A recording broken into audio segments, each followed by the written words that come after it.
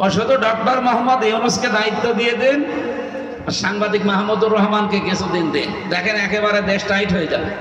দেখেন আর বাকি যেগুলো উপদেষ্টা আছে ও ছাতার কোনো কাজ নেই, কাম নেই, আন্দাজে খালি সরকারি গাড়ি চড়ে বেড়ায়।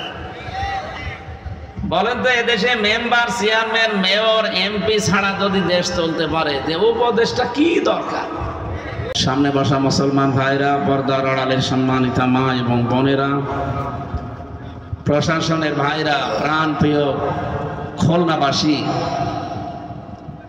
আল্লাহর দরবারে শুকরিয়া জানাচ্ছি যিনি কোরআনের পেছনে কিছু সময় ব্যয় করার সুযোগ দিলেন। জবান খুলে খুশি হয়ে বলেন আলহামদুলিল্লাহ। তিরমিজি শরীফের হাদিস, নবীজি কোরআন প্রচারে, কোরআন কায়েমে এই তিনটা জায়গায় সম্পদ ব্যয় করে, সময় ব্যয় করে, কিয়ামতের দিন তার হিসাব আল্লাহর কাছে দেওয়া লাগবে না। আপনি কি কথা বুঝতেছেন? কি বললাম আপনি টের পেয়েছেন? এ বাংলাদেশে বহু মানুষ আমরা কোরআন শিক্ষায় আমাদের সময় সম্পদ ব্যয় করতে রাজি আছি, কোরআন প্রচারে প্রসারে আমাদের সময় সম্পদ ব্যয় করতে রাজি আছি, কিন্তু কোরআন কায়েমে আমাদের সময় এবং সম্পদ ব্যয় করতে আমরা অনেকে রাজি না। এমনকি অনেকে আলেম পর্যন্ত বলে না আমি কোনো ঝামেলাই নেই। আপনি এরকম কথা বলতে পারে? যে মানুষগুলো এই দেশে মনে করেন যে আমি নামাজ পড়ি, রোজা রাখি, আমার বউ পর্দা করে, আমার তো বাকিগুলো ঠিকই আছে, তারপরও এসব দলদারি করা লাগবে, কোরআন প্রতিষ্ঠার জন্য এই ঝামেলার পথ আবার যাওয়ার দরকার কি? আমার মনে হয় তারা নবীজির এই নবুয়তের জিন্দেগি 23 বছরের 13 বছর মানে 10 বছর মানে না। কি কথা বললেন না কেন? নবীজির 23 বছরের জীবনে 13 বছর আপনি মেনে নিলেন, আর 10 বছর মানা লাগবে না? উনি যেই দিন নবুয়ত পেয়েছেন ওই দিন থেকে ইন্তেকাল পর্যন্ত এই 23 বছরের জীবনে যদি 1 সেকেন্ডও কেউ অবিশ্বাস করে, যদি ঠাট্টা করে, বিদ্রুপ করে, খারাপ কথা বলে, যালিকা বিআন্নাহুম কারিহু মা আনজালাল্লাহু ফাআহবাতা আমালাহুম। কারিহু শব্দটা আছে সূরা মুহাম্মদের 9 নম্বর আয়াতটা, যেটা আমি আপনাকে দিয়েছি, আপনার প্রতি নাযিল করলাম। এগুলো যদি কেউ একটা কথা মানে না এমন না, যদি অপছন্দ করে, ফাআহবাতা আমালাহু, আমার পেছনের কোনো আমল আর থাকবে না, সব নষ্ট হয়ে যাবে। এদেশে বহু মানুষ আমরা দেখি বুঝে না বুঝে এরকম অনেক কথা বলে ফেলে। কি কথা বলে না কেন? আমরা এরকম কোনো কথা বলবো না, সাবধান থাকবে। এটা তো আর এই মুখের কথা যে থুক্কু এরকম জিনিস না, এজন্য সাবধান হওয়া লাগবে। আল্লাহর কোন বিধান যেগুলো এই 23 বছরে নাযিল হয়েছিল, আপনি বলেন উনি এর আগেও 23 বছর চেষ্টা চালিয়েছিলেন, 17 থেকে 40 কত হয়? বলেন বলেন 23। উনি 17 বছর থেকে হিলফুল ফজল গঠন করার মাধ্যমে 40 বছর একাধারে এই 17-23 বছর চেষ্টা চালালেন। শান্তি তো কাঙ্ক্ষিত মানের আনতে পারেননি, কিছুই হয়নি। আর কিছু উপকার হয়েছিল মানব জীবন, কিন্তু এই মানুষটা যখন 40 বছরে কোরআন পেলে, এটা হাতে নিয়ে শুধু পড়ার ভেতরে সীমাবদ্ধ রাখেননি, শুধু প্রচারের ভেতরে সীমাবদ্ধ রাখেননি। তিনি যখন বললেন যে এটা আমি কায়েম করে দেখাতে চাই, এমনকি দেখিয়েও তিনি 10 বছর এটা দিয়ে রাষ্ট্র চালিয়েছেন। সর্বশেষ তিনি বলতে পেরেছিলেন খায়রুল কুরুনি করনি, আমার যুগ শ্রেষ্ঠ যুগ। এ কথা এমনি বলা যায়নি, 10 বছর এটা দিয়ে চালানো লেগেছে, তারপরে তিনি বলতে পেরেছিলেন খায়রুল কুরুনি করনি, যেটা প্রত্যেক জমার দিন দ্বিতীয় খুতবা ইমাম সাহেবরা আমাদেরকে আরবিতে শোনায়। আমরা হয়তো আরবি ওইভাবে বুঝি না, এই জন্য কোনোদিন চিন্তা ভাবনা করি নাই। এইটাই বলে আরবিতে যে আমার যুগ শ্রেষ্ঠ যুগ। যেটার মাধ্যমে হয়েছিল ওইটার শিক্ষায় আপনি ব্যস্ত, ওইটার প্রচার প্রসারে ব্যস্ত, কিন্তু ওটা যে কায়েম করা লাগবে ওটার কথা শুনলে আপনার মাথায় আগুন ধরে যায়, উল্টা পাল্টা ভাবনা ভাবে, চিন্তা ভাবনা নিয়ে আসেন, আপনার পেছনের আমল আছে। এই জন্য সাবধান করলাম এরকম কোনো কাজে যেন কেউ অন্তত জড়িত না হয়। আমি বহু আলেমকে বলতে শুনেছি এই 15.5 বছরে যে আমি নামাজ পড়ি, রোজা রাখি, আমার বউ পর্দায় থাকে, আমার ব্যবসা হালাল, আমি হজ করে এসেছি, ওই দল মল ঝামেলায় আমি নেই, আমি ভালো। আপনি ভালো আমিও জানি, আমি কি নবীর চাইতে ভালো? কথা বললেন না? নবীজি তো রাষ্ট্রপ্রধান ছিলেন 10 বছর একাধারে। উনি যদি রাজনীতি না করবেন রাষ্ট্রপ্রধান হলেন কি করে?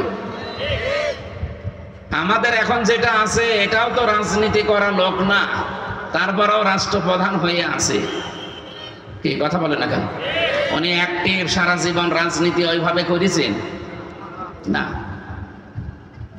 যেহেতু যে দলের সাপোর্টে তিনি ছিলেন ওই দলটাই যেহেতু নিষিদ্ধ হয়ে গেছে, আমরা চাই এই নিষিদ্ধ দলের মানুষকে দেশে আর রাষ্ট্রপতি রাখা, এইটাও একটা নিষিদ্ধ কাজ। আপনি কি কথা বোঝেন?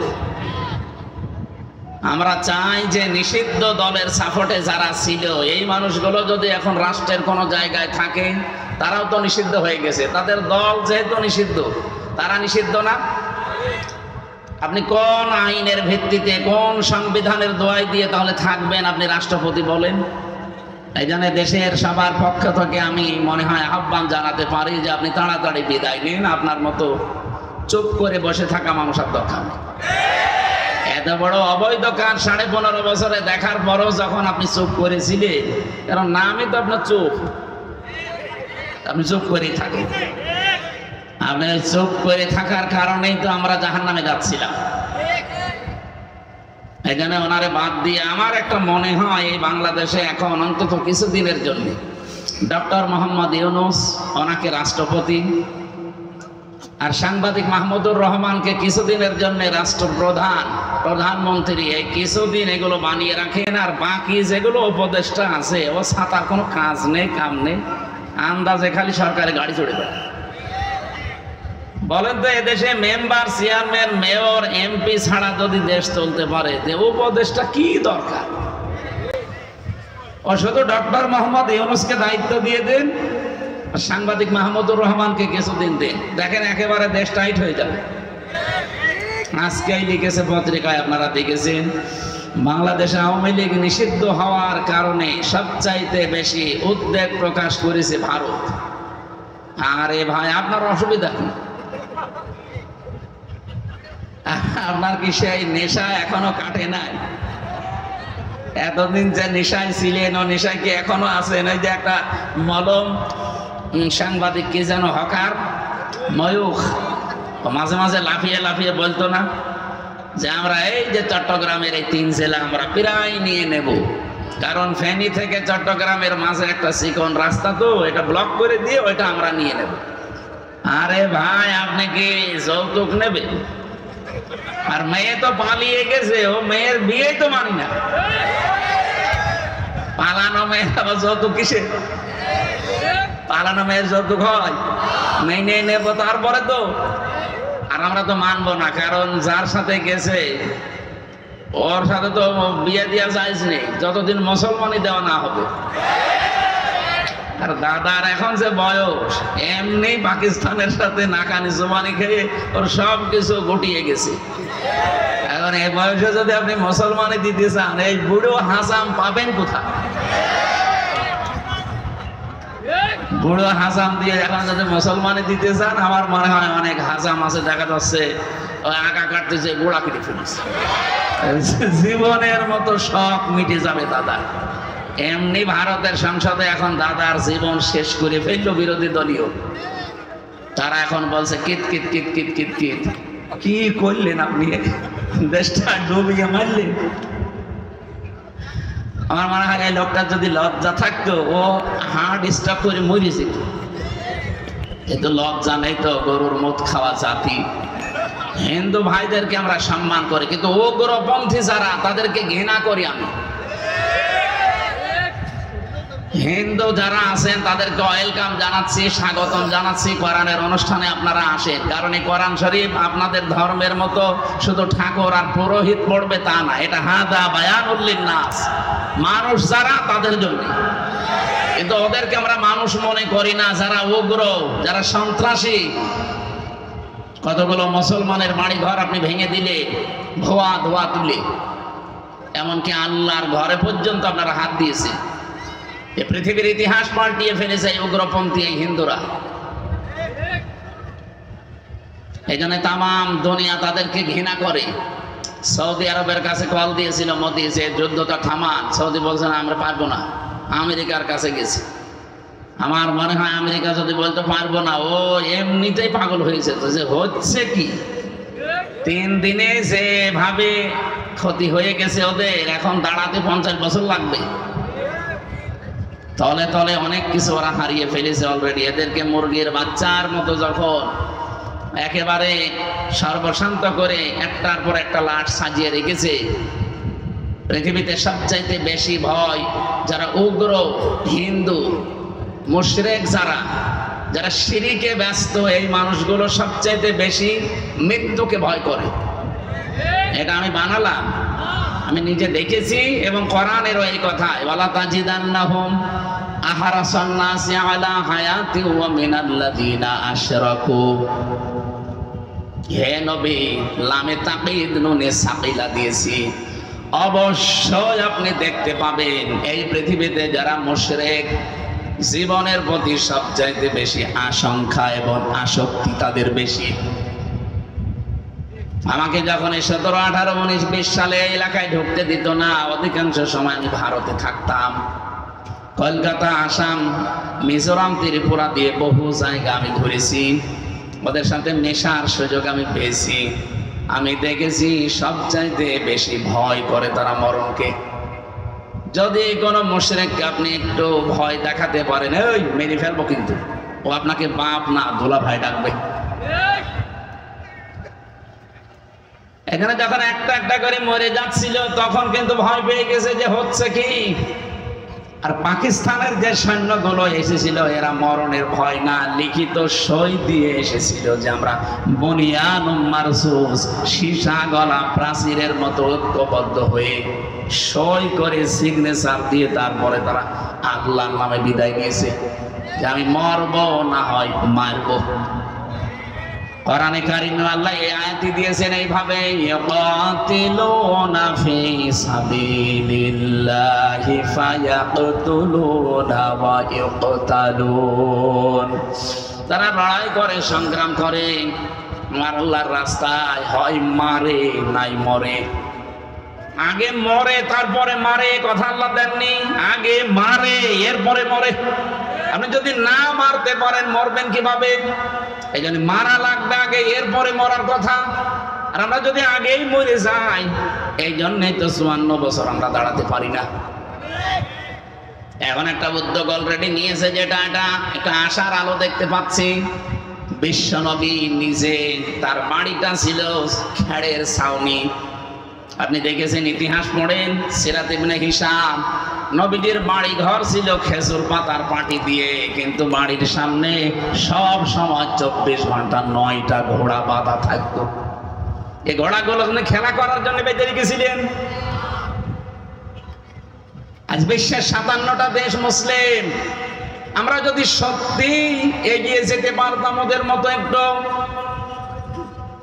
কোরআনে কারিমে আমার আল্লাহ সূরা আনফালের 60 নম্বর আয়াতে জানিয়েছেন, ইন্না ইদ্দাতা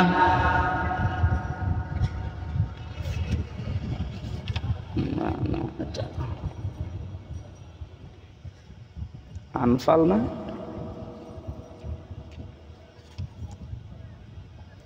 وَأَعِدُّوا لَهُم مَّا اسْتَطَعْتُم مِّن قُوَّةٍ وَمِن رِّبَاطِ الْخَيْلِ تُرْهِبُونَ بِهِ عَدُوَّ اللَّهِ وَعَدُوَّكُمْ إِلَى آخِرِ آيَةٍ। আল্লাহ পাক বলেন, প্রস্তুতি নাও, প্রস্তুত রাখো। ঘোড়ার কথা এখানে আছে। ওই জামানায় যেহেতু যুদ্ধ ঘোড়া দিয়ে হতো, এই জন্য আল্লাহ খয়েল দিয়েছেন। তাফসিরে খয়েলের ব্যাখ্যা শুধু ঘোড়া এখন আপনি আধুনিক তাফসিরে পাবেন না। ঘোড়া মানে এখন, খয়েল মানে এখন অ্যাটম বোম, খয়েল মানে এখন কম্পিউটার, খয়েল মানে এখন এই যে আধুনিক যে সমস্ত অস্ত্র শস্ত্র বের হচ্ছে এইগুলো। হে নবী, ওরা ইসলাম ধ্বংস করার জন্য যেগুলো ব্যবহার করছে, আপনি উল্টিয়ে ওইটা ইসলামের পক্ষে কাজে লাগান। পাকিস্তান যতটুকু শক্তি উপার্জন করেছে, ইরান যতটুকু করেছে, তুরস্ক যতটুকু করেছে, বিশ্বের 57টা মুসলমান দেশ যদি এইভাবে এগিয়ে যেত, এই 54 বছরে আমাদের প্রতিবেশী নামে কলঙ্ক এরা আমাদেরকে দাবিয়ে রাখতে পারতো না। এজন্য আমাদের উচিত 18 কোটি মানুষ, আমার মনে হয় এখন দরকার হয় 3 বেলার জায়গায় 2 বেলা খাওয়া দরকার। 1 বেলা টাকা বাঁচান, রাষ্ট্রে জমা দিয়ে অন্তত রাষ্ট্রকে একটু স্বনির্ভর, একটু শক্তিশালী করে তুলেন।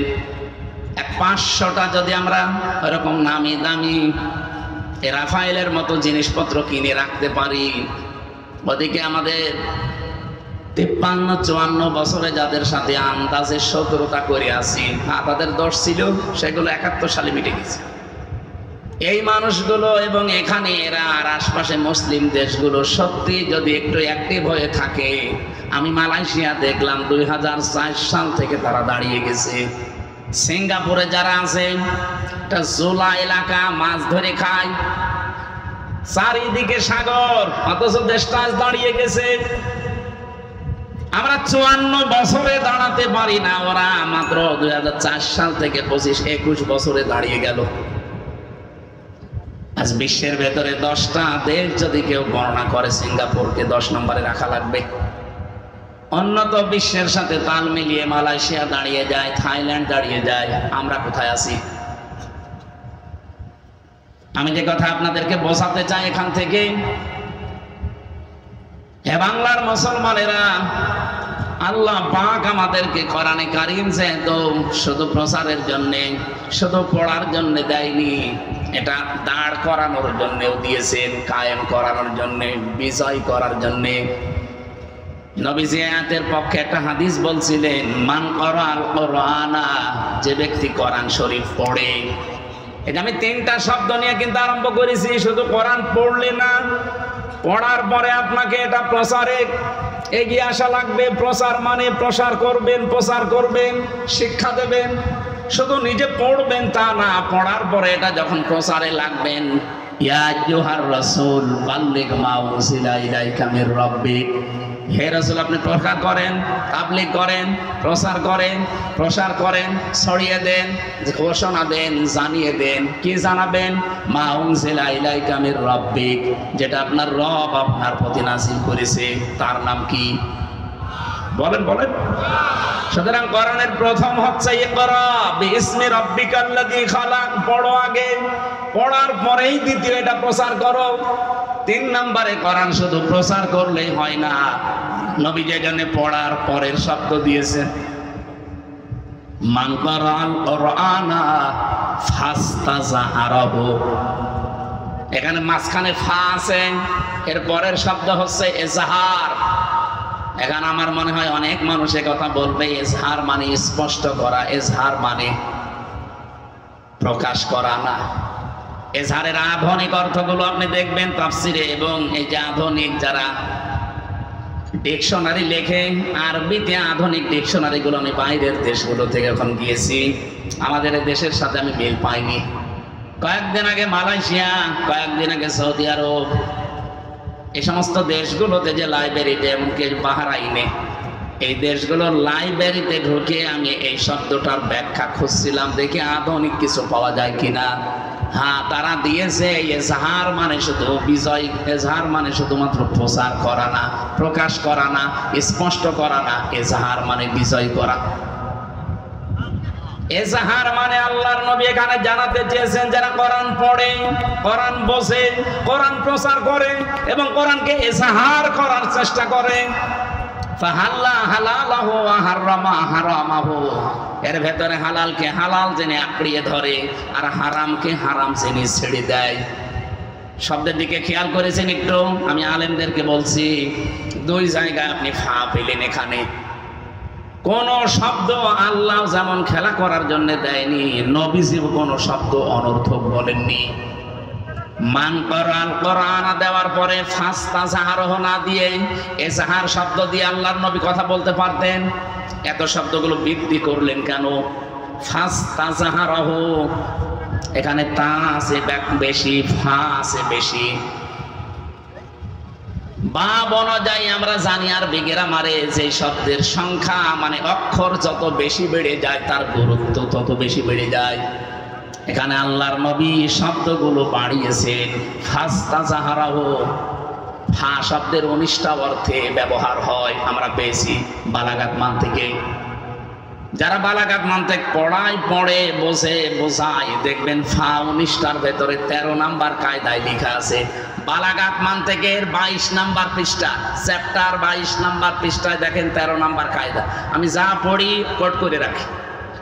13 নাম্বার কায়দায় লিখেছে এই পৃথিবীর ময়দানে যে শব্দ আপনি বলতে চান আগে পরে, আগেরটা বলার পরে যদি মাঝখানে ফা জুড়ে দেন তাহলে আগেরটা যেটা বললেন ওর ব্যাখ্যা ফা দিয়ে যদি জানাতে চান মাস্ট বি, ওটা ঘটবে।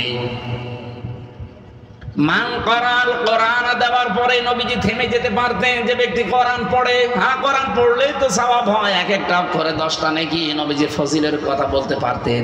কেন নবীজি কথা বাদ দিয়ে হঠাৎ আলোচনার ধরনই পাল্টিয়ে ফেললেন? যে ব্যক্তি কোরআন পড়ে, পড়ার পরে তিনি বললেন ফাস্তাজাহারাহু, এবং একে এজহার করার চেষ্টা করে। আমি এজহারের ব্যাখ্যা যেটা বললাম এটা আধুনিক ব্যাখ্যা। আগের যারা হাদিসের ব্যাখ্যা লিখেছে তাদের হয়তো আপনি দেখবেন এজহার মানে তারা কোরআনে কারিমকে এখানে স্পষ্ট করা অথবা কোরআনে কারিমকে কায়েম করা এরকম কিছু লিখেছে। আধুনিক ব্যাখ্যা যারা দেয় তারা লিখেছে ফাস্তাজাহারাহু মানে কোরআনকে বিজয় করা।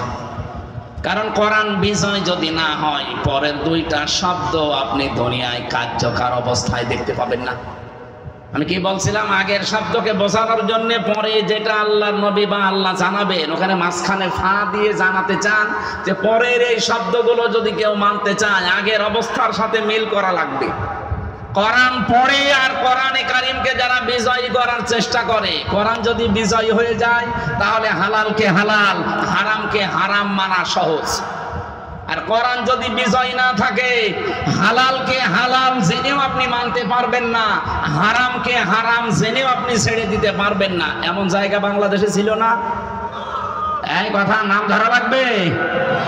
কোরআন যেহেতু 54 বছর আমরা বিজয়ী শক্তি হিসাবে দেখতে পাইনি, এজন্য আমরা চেষ্টা করলেও হালালকে হালাল জানার পরও আঁকড়িয়ে ধরতে পারি নাই। এমন জায়গা ছিল না?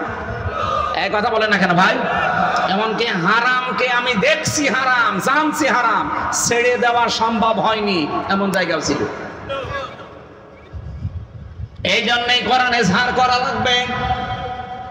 নবীজি বলেন আদখালাহুল্লাহুল জান্নাহ, আল্লাহ যেন তাকে জান্নাতে দেবে না দিয়েছে।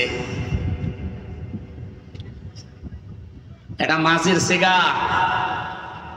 আদখালা ইদখিলু, নবীজি যদি মোজারে দিতেন তাহলে বর্তমান ভবিষ্যৎ প্রেজেন্ট ফিউচার শব্দ নিয়ে আসতে পারতাম। আদখালা দিয়ে নবীজি জানিয়েছেন আদখালাহুল্লাহুল জান্নাহ, আল্লাহ যেন তাকে জান্নাতে দিয়েই দিয়েছে। আমার প্রশ্ন হচ্ছে মানুষকে এখন আমরা মারা গেছি, বলেন বলেন আমি জান্নাতে যাব কি করে? আমি তো মরব আগে, এরপরে তো জান্নাতের প্রশ্ন। নবীজি যে আদখালা দিয়ে দিলেন। হাদিসের ব্যাখ্যা করতে গিয়ে যারা আধুনিক ব্যাখ্যাকার মুহাদ্দিসিন ইকরাম লিখেছেন, সত্যি যদি কোরআনে কারীম এজহার হয়ে যায় কোন এলাকায়, তার মানে প্রতিষ্ঠিত হয়ে যায়, বিজয়ী শক্তি হিসাবে থাকে। আর ওই দেশের মানুষ যদি হালালকে হালাল জেনে আঁকড়িয়ে ধরতে পারে, হারামকে হারাম জেনে যদি সত্যি ছেড়ে দিতে পারে, তাহলে আদখালাহুল্লাহুল জান্নাহ, আল্লাহ তোমাকে জান্নাতে দিয়ে দিয়েছে। তার মানে তুমি এমন একটা দেশ, এমন একটা সমাজ, এমন একটা পরিবার, এমন একটা এলাকায় বসবাস করবা, তুমি মনে করবা আমি জান্নাতে আছি। আমরা ওই রকম একটা দেশ চাই না। কথা বলেন, কথা বলেন। এরপরের হাদিসের এর পরের শব্দগুলো নিয়ে আলেমদের ভেতরে মতভেদ আছে, এজন্য আমি পরের শব্দগুলো বলি না সচরাচর। আশাফাহু ফি আশারাতিন মিন আহলি বাইতিহি, এ পর্যন্ত ঠিক আছে যে সুপারিশ করে সে আহল পরিবারের 10 জন মানুষকে আল্লাহর জান্নাতে নেবে। কাদের? ওয়াজাবাত লাহুন নার কুল্লুহুম কদ ওয়াজাবাত লাহুন নার, যাদের প্রত্যেকের উপরে জাহান্নামে যাওয়ার ফয়সালা আল্লাহ দিয়ে দিয়েছিল। আপনি কত বড় কথা চিন্তা করলেন। যে জাহান্নামে আপনি যাবেন, এরকম মানুষকেও যারা কোরআনে কারিম পড়ে, কোরআন যারা বোঝে, কোরআন যারা প্রচার করে, কোরআন যারা এজহার করার জন্য, বিজয় করার জন্য সমাজে চেষ্টা চালায়, এই মানুষগুলো যখন হালালকে হালাম জেনে মারবে, হারামকে হারাম জেনে ছেড়ে দেওয়ার পরিবেশ পেয়ে যাবে, অত জান্নাতে যাবে। এমনকি 10 জন মানুষকে এসে জান্নাতে নিয়ে যাওয়ার উপযুক্ত হয়ে যাবে। বলেন সুবহানাল্লাহ। আজকে মুসাফির অবস্থায় দোয়া করছি, দোয়া চাচ্ছি সারাটা জীবন যেন আমাদের কোরআন প্রসারে, কোরআন কায়েমে, কোরআন বিজয়ী করা হিসাবে আমাদেরকে আল্লাহ সময় আর সম্পদ ব্যয় করার তৌফিক দেন। বলেন আমিন। কয়টা জায়গায় সম্পদ খরচ করলে হিসাব দেওয়া লাগবে না, তার ভেতরে 1 নাম্বার এটা। সুতরাং যে সমস্ত আলেমরা এখনো মুখ বন্ধ করে আছেন যে না ওসব ঝামেলা মার্কা আমরা নেই, আমরা শুধু পড়বো, বসবো আর প্রচার করব, আজকে মাওলানা ফরিদউদ্দিন মাসুদের মূল্য নেই। মানুষ তার নাম শুনলেই কে আলিয়া, কে কওমি, কে এই দেশের মানুষ ঘৃণা করে কেন? লোকটা কোরআন পড়েছিল, কোরআন বুঝেছিল, কোরআন নিজে শিখিয়েছে, প্রচারও যতটুকু পারে দাঁড়ায়তের ভেতরে করেছিল, কিন্তু 4 নাম্বারটা আমি তার ভেতরে পাইনি। কোরআন প্রতিষ্ঠা করা লাগবে, কোরআন বিজয় করা লাগবে, কোনো ভূমিকা তার ছিল না। এমনকি যারা একটু ভূমিকা পালন করে তারা ফাঁসি চেয়েছে। কথা বলেন না কেন? এবার আমি একটা হায়াত বলছি কোরআনে কারিমের সূরা আরাফ 8 নাম্বার পারা 20 নাম্বার পৃষ্ঠার 3 নাম্বার লাইনের 83 নাম্বার আয়াত। যে কোন তাফসীর আপনি দেখতে পারেন এইটাই পাবেন। যে মানুষগুলো দুনিয়াতে বলে আমি কি নামাজ পড়ি না, ওই যে শামীম ওসমানের মতো, আমি 72 রাকাত তাহাজ্জুদ পড়ি, এটা টাটকা মিথ্যা কথা না। তাহাজ্জুদের নামাজ সর্বোচ্চ 8 থেকে 12 রাকাত, আপনি 72 রাকাত পড়েন কি করে? আর ওনার যা বয়স আপনি বলেন তো। আমার এই 33 বছর বয়স এখন, আমি তাই 4 রাকাত থেকে 6 রাকাত নামাজ পড়তে গেলে আমার পা ব্যথা করে। আর কত বড় তাহা মিথ্যা কথা আল্লাহর ওলি যে 72 রাকাত নাকি তাহাজ্জুদের নামাজ পড়তো। তো কি ইসলাম কি বানায় তো? তার মানে নামাজই পড়ে নাই, এক কথা বলছেন কেন?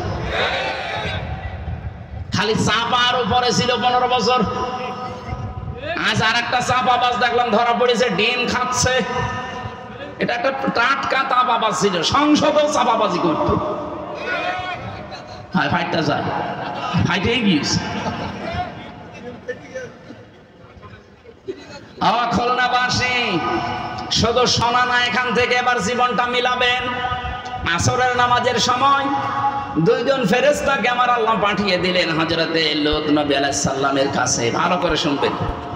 2 জন ফেরেশতা এসে ডাক দিয়ে বলে, আল্লাহর নবী লূত, আমরা এখানে আল্লাহর গজব নাজিল করব, আপনার আত্মীয় স্বজন যা আছে, উম্মত যা আছে, তাদেরকে নিয়ে আপনি চলে যান। মাগরিবের সময় এখানে গজব নাজিল হবে, কিন্তু সাবধান, ফানজাইনাহু ওয়া আহলাহু ইল্লা মারাতাহু কানাত মিনাল গাবিরিন। আপনি নিয়ে যান আপনার উম্মতদেরকে, আপনার আত্মীয় স্বজন যারা আছে, কিন্তু সাবধান, আপনার স্ত্রীকে নেবেন না। প্রশ্ন আসতে পারে, লূত নবীর স্ত্রীর চরিত্র খারাপ ছিল? জবাব দিলেন না? না না, এই পৃথিবীতে কোন নবীর স্ত্রীর চরিত্র খারাপ ছিল না, কারণ কোন হারাম রক্তের ভেতরে আল্লাহ নবীদের রক্ত প্রবেশ করার নাই। পৃথিবীর প্রতিটি নবী ছিল নেতা, তারা শুধু এলাকার জন্য নেতা ছিলেন। আর আমাদের নবী মুহাম্মদ রাসূলুল্লাহকে আমার আল্লাহ বানিয়েছেন বিশ্ব নেতা। এই জন্য আল্লাহ ডাকও দিয়েছেন ইয়াসিন, হে নেতা। সুবহানাল্লাহ বলতে পারেন না? খুলনাবাসী, এখান থেকে আমি একটা শিক্ষা নিয়ে এসেছি তাফসীরের ভাষায়। নবীদেরকে আমার আল্লাহ যেহেতু নেতৃত্বের গুণাবলী দিয়েছিলেন, তারা নেতা ছিল। এই জন্য নেতা যে পেট থেকে আসবে, ওই পেটটা ভালো রাখা দরকার। এই জন্য কোনো হারাম রক্তের ভেতরে আল্লাহ নবীদের রক্ত প্রবেশ করার নাই। আর আমরা এমন এমন নেতা দেখি যাদের রক্তই ঠিক নেই। বাংলাদেশে পাবেন না আপনি? তাদের মা এক ধর্মের, বাবা এক ধর্মের। কি করে জন্ম দো আসলা, আরে ভাই যে কোনো এক ধর্মের হন, আপনি বাবা এক ধর্মের, মা এক ধর্মের। জেলে থাকাকালীন আমাকে 3 বছর একাধারে 24 ঘন্টা এক ঘরের ভেতরে তালা লাগিয়ে রেখেছিল। সিসি ক্যামেরা দিয়ে আমার কাছে কেউ আসতো না ভয়ে, বিশেষ করে আমার আর মামুনুল হকের কাছে। আসলে ওরা রিপোর্ট করতো উপরে যে এদের সাথে গোপনে ষড়যন্ত্র করছে কেউ। কারারক্ষীরা আসতো, তাও দূর থেকে সালাম দিত ইশারা দিয়ে, কারণ ক্যামেরায় আবার দেখা যায়। ওখান থেকে একদিন বললাম এক কারারক্ষীকে যে ভাই সব সময় বন্দি করে রাখেন, কথাও তো বলতে দেন নাই 3 বছর, কারো সাথে কথাও বলতে দেয়নি। আপনি একটা বই নিয়ে আসেন, একটু পড়ি, সব সময় বসে থাকতে ভালো লাগে না, একটা কাজ দেন। জানালা দিয়ে দরজা দিয়ে তো দেখা যায় কত মানুষ ওই যে কোপাকুপি করছে, জমিন কোপায়, বিভিন্ন রকমের জিনিস লাগায়। তাই আমার একটু কাজ দেন, অন্তত আমার একটু ভালো লাগবে, না একটা বই নিয়ে এসে দেন। আল্লাহ ওই দিন থেকে বই নিয়ে এসেছে বঙ্গবন্ধুর আত্মজীবনী। ছাতা পড়ি করবো না, হুজুরের ভেতরে জিনিস আছে।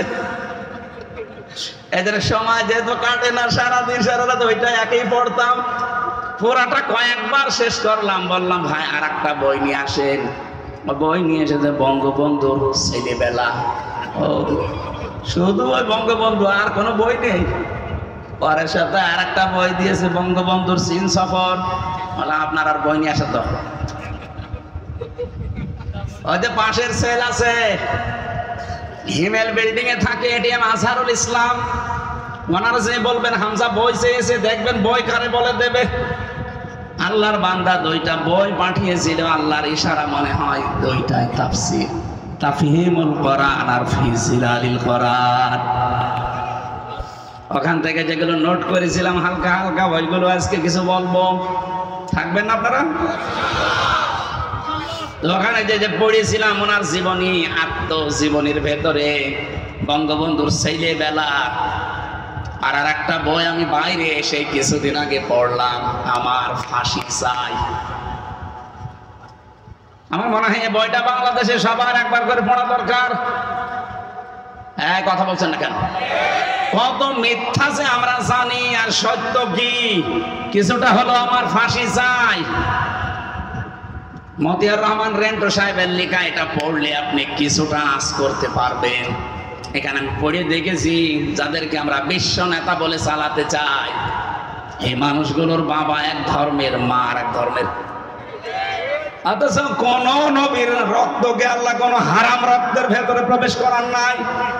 এখানে নবীর স্ত্রীর চরিত্র, লূত নবী ভালো ছিল, তার চরিত্র খারাপ না, সে চরিত্রহীনাও ছিল না, কিন্তু তলে তলে সে চরিত্রহীন মানুষদেরকে সাপোর্ট করত।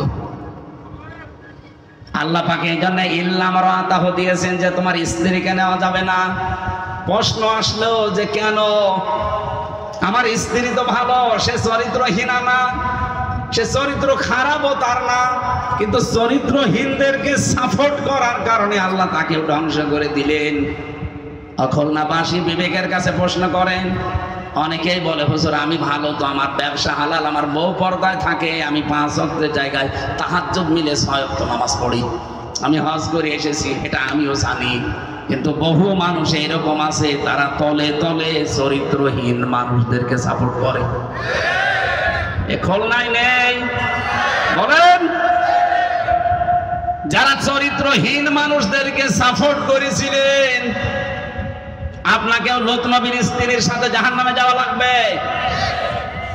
নাই তো ওই মহিলার দোষ কি ছিল? সে তো নিজে ভালো, কিন্তু একজন খারাপ মানুষকে সাপোর্ট করে যদি জাহান্নামে যায়, সামনে যে সময় আসতেছে ইমানের উপরে পরীক্ষা আসবে, যাই আসুক না কেন আমরা কোনো খারাপ মানুষকে সাপোর্ট করব না, রায় দেব না। মাইয়াশফা শাফাআতান হাসানাতাই ইয়াকুল্লাহু নাসীবুম মিনহা ওয়া মাইয়াশফা শাফাআতান সাজ্জিআতাই ইয়াকুল্লাহু কিফলুম মিনহা ইলা আখিরি আয়াত। এটা সূরা নিসা 85 নম্বর আয়াতে আছে, 5 নম্বর পারার 10 নম্বর পৃষ্ঠার 11 নম্বর লাইনে আছে। তাফসিরে ফি জিলালিল কোরআনে ব্যাখ্যাটা পাবেন। কোন মানুষ যদি দুনিয়ায় একটা ভালো কাজে সাপোর্ট করে, সুপারিশ করে, রায় দেয়, ভোট দেয়, সমর্থন জানায়, পেছনে থাকে, ওই লোকটা ভালো কাজ করে যা পাবে আপনি শুধু সাপোর্ট করে তাই পাবেন। বাড়ি যেয়ে বলবেন সুবহানাল্লাহ। কোন মানুষ যদি দুনিয়ায় অন্যায় কাজ করে আর অন্যায় কাজে আপনি যদি সাপোর্ট করেন, ওই যে ওই মহিলার মতো অন্যায় কাজ করে যদি জাহান্নামে যায়, আপনি সাপোর্ট করে রায় দিয়ে পেছনে থেকেও জাহান্নামে যাওয়া লাগবে। যা করবে আপনি ওইটার ভাগাভাগি হিসাবে পেয়ে যাবেন। কিয়ামতের ময়দানে আয়াতের তাফসিরে আমি নিজে পড়েছি, বহু মানুষ এমন উঠবে তাদের আমল নামায় হজের সওয়াব লেখা থাকবে। বলবে রব্বুল আলামিন, আমি যে অবস্থায় ছিলাম দুনিয়ায় আমি হজ করিনি, তোমার ফেরেশতারা হজের সওয়াব লিখেছে, এটা মনে হয় ভুল করে ফেলেছে। আল্লাহ পাক বলেন, বান্দা আমিও জানি তুমি হজ করনি। এমন মানুষকে সাপোর্ট দিয়েছিলে, রায় দিয়েছিলে, যে লোকটা ক্ষমতায় যে হজে যাওয়ার যত কার্যক্রম সহজ করে দিয়েছিল। আমাদের পাশের রাষ্ট্র ভারত, এখান থেকে হজে যেতে যা লাগে তার 4 গুণ বেশি টাকা লাগে আমাদের শুধু বর্ডার পার হওয়ার কারণে। কেন এত বেশি লাগবে কেন? মালয়েশিয়াতে আমি যেই দোকানে যে আমার এই কাপড়গুলো সেলাই করছিলাম, ওই দোকানে 3টা দেশের লোক পেলাম আমি। থাইল্যান্ড থেকে একজন এসেছে, মাত্র 30,000 টাকা খরচ, তার মাসে 2 লাখ টাকা উপায়। বাংলাদেশের যশোর এলাকায় অভয়নগর থেকে একজন আছে, ওখানে কাজ করছে, তার 7.5 লাখ টাকা খরচ, তারও মাসে 2 লাখ টাকা উপায়। পাকিস্তান থেকে একজন এসেছে, তার উপায়, তার খরচ হয়েছে 2,20,000 টাকা বাংলাদেশের টাকায়, তারও উপায়। ওই দর্জির দোকানে 4 জনে কাজ করছে, তারও উপায় মাসে 2 লাখ টাকা। ভারত থেকে একজন গেছে, তার খরচ হয়েছে 1,20,000, 1,20,000, 2,20,000 আর মাত্র 30,000। আর আমাদের বলেন বলেন 7.5 লাখ, অথচ 4 জনের উপায় কিন্তু 2 লাখ করে প্রতি মাসে মাসে। আপনি হিসাব করে বলেন তো, এটা বৈষম্য না? এক কথা বলেন না কেন? কত বড় বৈষম্য! আমি 7.5 লাখ টাকা খরচ করে আমার উপায় মাসে 2 লাখ, আর ওই লোকটা মাত্র 30,000 টাকা খরচ করে ওর মাসে 2 লাখ। কেউ 1,20,000 টাকা খরচ করে দাদাদের দেশ থেকে গিয়েছে, তারও 2 লাখ। পাকিস্তান থেকে 2,20,000 আসে, তারও 2 লাখ। ওনারে বললাম যে ভাই এত ডিফারেন্স কেন খরচ? অথচ বাংলাদেশ, আমরা ভারতের আর আমরা তো পাশাপাশি। কলকাতা থেকে একজন যদি যায় আর এই যশোর থেকে খুলনা থেকে একজন যদি যায়, রাস্তা প্রায় সমান সমান, মালয়েশিয়ার সমান না? এত খরচ বেশি কেন? এখানে 3 জন টাকা খায়, সালমান এফ রহমান আর শেখ হাসিনার ছোট বোন রেহেনা, আর একজন মন্ত্রীর নাম বললো। এই 3 জন এখানে ভাগ বসায়, খরচ আমাদের ওই 1,20,000 হলে আমরাও আসতে পারি। বাকি এই 5.5 লাখ 6 লাখ টাকা ওই আল্লাহর ওলিরা খায়।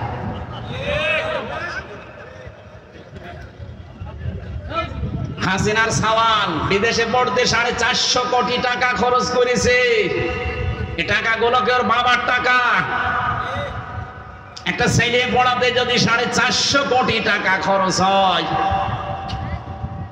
শুধু বান্ধবীদের পেছনে আল্লাহর রাস্তায় উড়িয়েছে টাকা। না, এটা আর হতে দেওয়া যাবে না সামনে। এই জন্যই তো কালাম ভাই এই কথাই তুলে ধরেছিলেন। আরে ভাই, আপনি এমন মানুষকে কেন সাপোর্ট করবেন যে লোকটা ক্ষমতায় যে 620টা বাড়ি বানাবে? জনগণের জন্য যদি এই লোকটা কাজ না করে, ঘাড়ে ধাক্কা দিয়ে বের করে দেবেন, কোনো অসুবিধা নেই। এমন মানুষ আমরা সামনে পাঠাতে চাই, আমার এই সুপারিশে, আমার এই রায়ে, আমার এই ভোটে ও যেন ভালো কাজ করে, হজের পক্ষে কাজ করবে, নামাজের পক্ষে কাজ করবে, যাকাতের পক্ষে কাজ করবে। ও যাকাত দিয়ে যে সওয়াব বাংলাদেশে মানুষ পাবে, আমি একটা রায় দিয়ে সমর্থন জানি ওই একই সওয়াব পাবো। আমি আবার বলছি ভাই, হযরত লূত নবীর স্ত্রীর চরিত্র কিন্তু খারাপ না, তিনি চরিত্রহীন ছিলেন না। তার পুরা জীবনী আমি পড়ে দেখেছি তাফসিরে ফিসির আলিল কোরআনে। একটাই মাত্র কারণ, সে চরিত্রহীনদেরকে সাপোর্ট করত। আপনি নিজের সাথে এবার মিলান, আমি বহু মানুষকে বলতে শুনি যে তারা নিজেরা ভালো মনে করে যে আমি ভালো, আমি নামাজ পড়ি, রোজা রাখি, হজ করে এসেছি, আমি কিন্তু হালাল খাই, পর্দায় থাকি। আরে ভাই, আপনি এমন মানুষকে সাপোর্ট করেন, এমন মানুষের পেছনে থাকেন যার চরিত্র ভালো না। কথা বলেন। যে লোকটা চাঁদাবাজির সাথে জড়িত, যে লোকটা মদ খায়, রাত 9টার পরে যে লোকটার মাটিতে ঠিক মতো পা পড়ে না, রিকশা ছাড়া বাড়ি যেতে পারে না, এমন মানুষ বাংলাদেশে ছিল না? আমি আপনাকে বাঁচাতে চাই। ফান জাইনাহু আহলাহু ইল্লা মারাতাহু কানাত মিনাল গাবিরিন। এই আয়াত কিন্তু কিয়ামতে আপনার বিপক্ষে যাবে। এজন্য আমরা সাবধান এখন থেকে। এমন মানুষকে সাপোর্ট করা যাবে না, পেছনে থাকা যাবে না যেই লোকটার চরিত্র আসলে ভালো না। আপনি যাই মনে করেন না কেন, এটা যদি আপনার কাছে দুনিয়ার কথা মনে হয়, হ্যাঁ এটাই দুনিয়ার কথা। এটা যদি রাজনীতির কথা মনে হয়, এইটাই রাজনীতির কথা। এটা যদি ধর্মের কথা মনে হয়, এইটাই ধর্মের কথা। আপনি না বুঝলেও আমি যেহেতু বুঝেছি, কোরআন তাফসির পড়ি, আমি বোঝালাম। আপনি এখন চেষ্টা করেন বোঝার। সূরা আরাফের 83 নাম্বার আয়াতটা আপনি নিজের জীবনে মিলাবেন। লোত নবীর মতো এত বড় দামি নবীর স্ত্রীকে আল্লাহ ক্ষমা করেন না, আর আপনাকে আল্লাহ মাফ করে দেবে। কিছু লোক উঠবে, আমলনামায় জেল লেখা থাকবে জেনার গুনাহ। লোকটা বলবে, আল্লাহ ফেরেশতারা ভুল করেছে, আমি তো জীবনও জেনা করিনি। আল্লাহ বলেন, আমি জানি জেনা তুমি করনি, আমি জানি, কিন্তু এমন মানুষকে রায় দিয়েছিলে, এমন মানুষের পেছনে স্লোগান দিতে থাকতে, যেই লোকটা ক্ষমতা পেয়ে জেনার লাইসেন্স দিয়েছিল। এদেশে দেয়নি। কথা বলুন। আজ সুর তুলছে, জেনা যারা করছে পতিতালয়ে, তাদেরকে শ্রমিকের মর্যাদা দেওয়া লাগবে। আরে ভাই, শ্রমিকের মর্যাদা যদি তাদেরকে আপনি দিতে চান, কিছুদিন পরে ডাকাত বলবে যে আমাদেরকেও শ্রমিকের মর্যাদা দেন, কারণ আমরাও কাজ করি খাই। কি ডাকাতি করা শ্রমের কাজ না? কত বড় বিশাল গাছ 4-5 জন ধরে রাস্তায় ফেলে রাখে, গা ঘেমে যায়। আমি একবার ধরা পড়েছিলাম এই আশাশুনি থেকে যাওয়ার সময়, রাস্তায় দেখি রাত 1টার সময় বিশাল গাছ ফেলা। আমি কাজ খুলে দিলাম, মুখ বের করে দেখি ওর মুখ বাঁধা, হাতে বড় ছুরি। ওর দৃশ্য দেখে আমি ভয়ে টাকা আগে বলছি নিন। আমারে বলছে, হুজুর আপনার টাকাও নেবো, আল্লাহ মাফ করবে। তাড়াতাড়ি আল্লাহ মাফ করবে মানে এত বড় গাছ ফেলে বসে আসো, তাড়াতাড়ি টাকা নিয়ে আমার গাছটা তুলে গাড়িটা ছেড়ে দাও। না, আপনার টাকা নেব না। আমার ওইদিন টাকাও কম দিয়েছিল, এখানে টাকা ফেরত দিয়েছি। বলেন, আমি তাদের চেহারার দিকে তাকিয়ে দেখেছি তারা ক্লান্ত, কারণ সারা রাত তারা এভাবে জেগে আছে। এত পরিশ্রমের কাজ, এত কষ্টের কাজ, ওরা 2 দিন পরে যদি বলে আমাদেরকেও শ্রমিকের মর্যাদা দেওয়া লাগবে, আমরা ডাকাতি করে খাই, কি বলতে পারে না?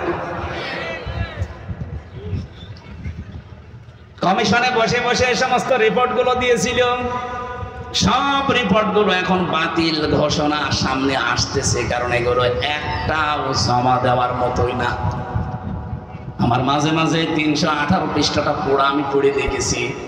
আমার মাঝে মাঝে এদের লেখাগুলো দেখলে মনে হয় এগুলো মেয়াদ উত্তীর্ণ গাঁজা খাওয়া মানুষ।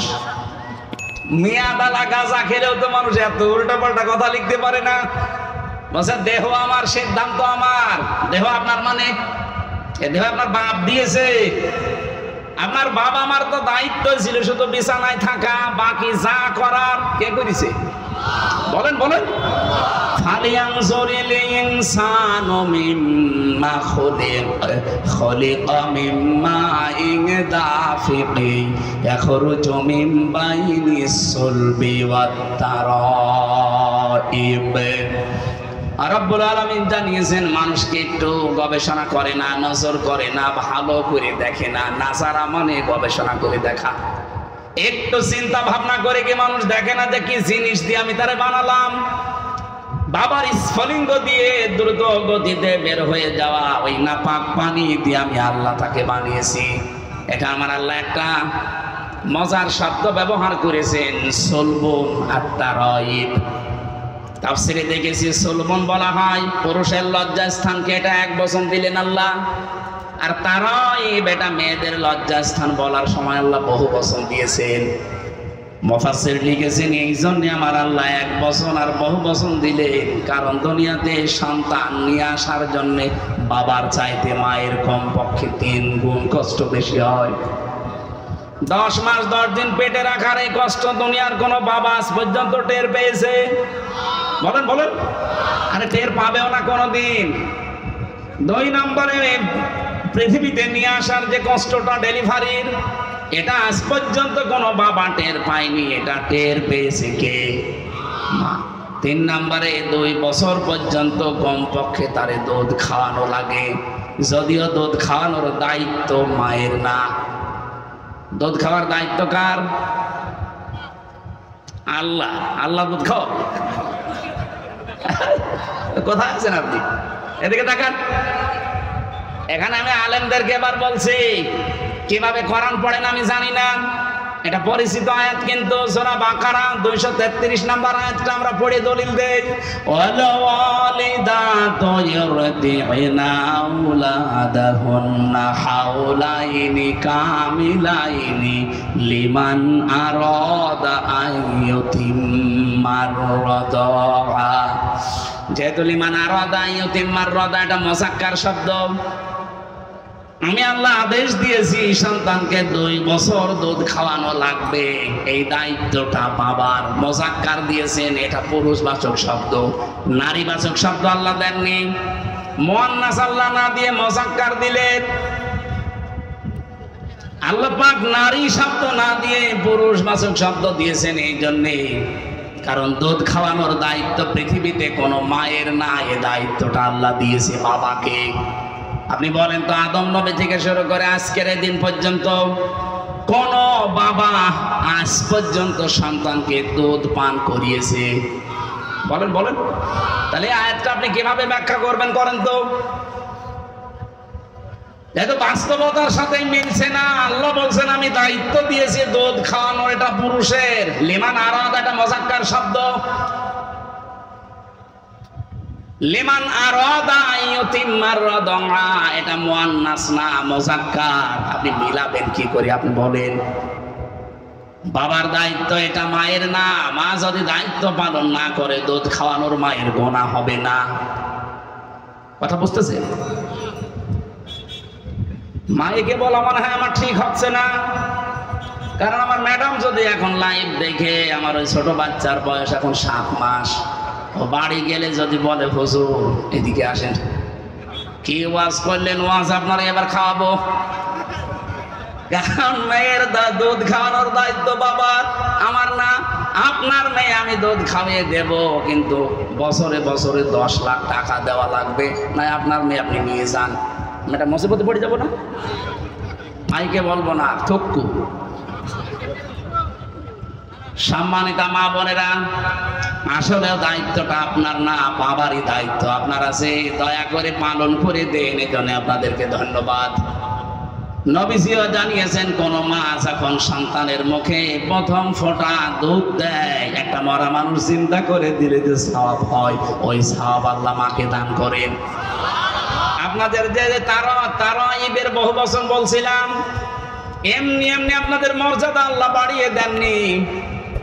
ডেলিভারির কষ্টটা এক, দুধ খাওয়ানো এক, আর পেটে রাখা এক, এই 3টা কষ্টের কারণে দুনিয়ায় যত বাবা আছে বাবাদের তুলনায় কম পক্ষে 3 গুণ মর্যাদা আপনাদের বেশি।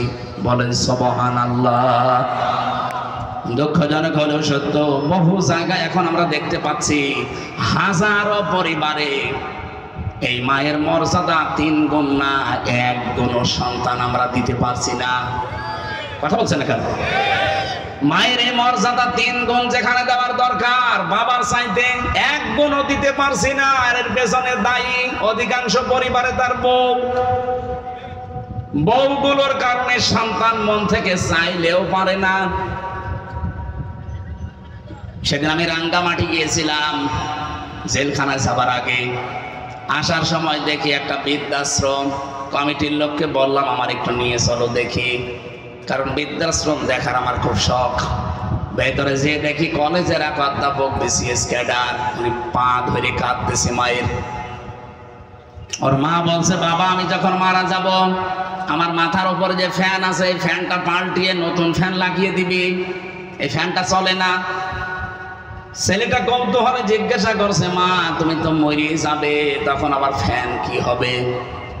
মা বলছে, বাবা আজ 3 মাস আমি এখানে আছি, এই ফ্যানটা ভালো ঘোরে না। আমি বারবার কর্তৃপক্ষকে বলেছি, কিন্তু তারা আমার কথা শোনে না। আমার মনে হয় তুই আমার সাথে যে আচরণ করলি এই কিছুদিন পরে তোর সন্তান তোর এখানে রেখে যাবে, কিন্তু তোর তো ঘুম হবে না ফ্যান ছাড়া।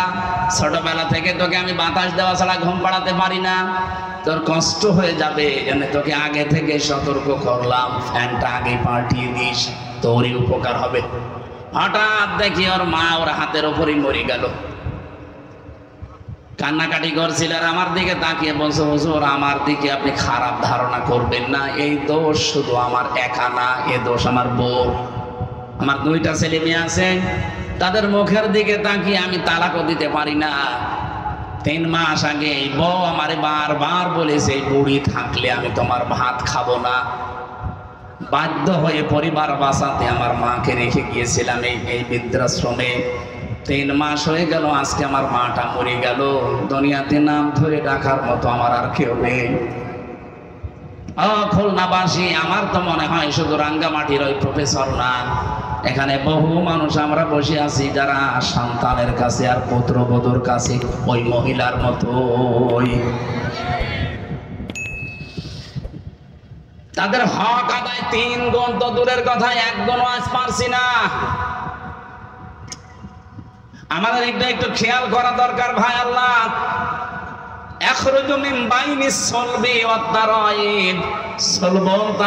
এমনিতেই দেয়নি এগুলো।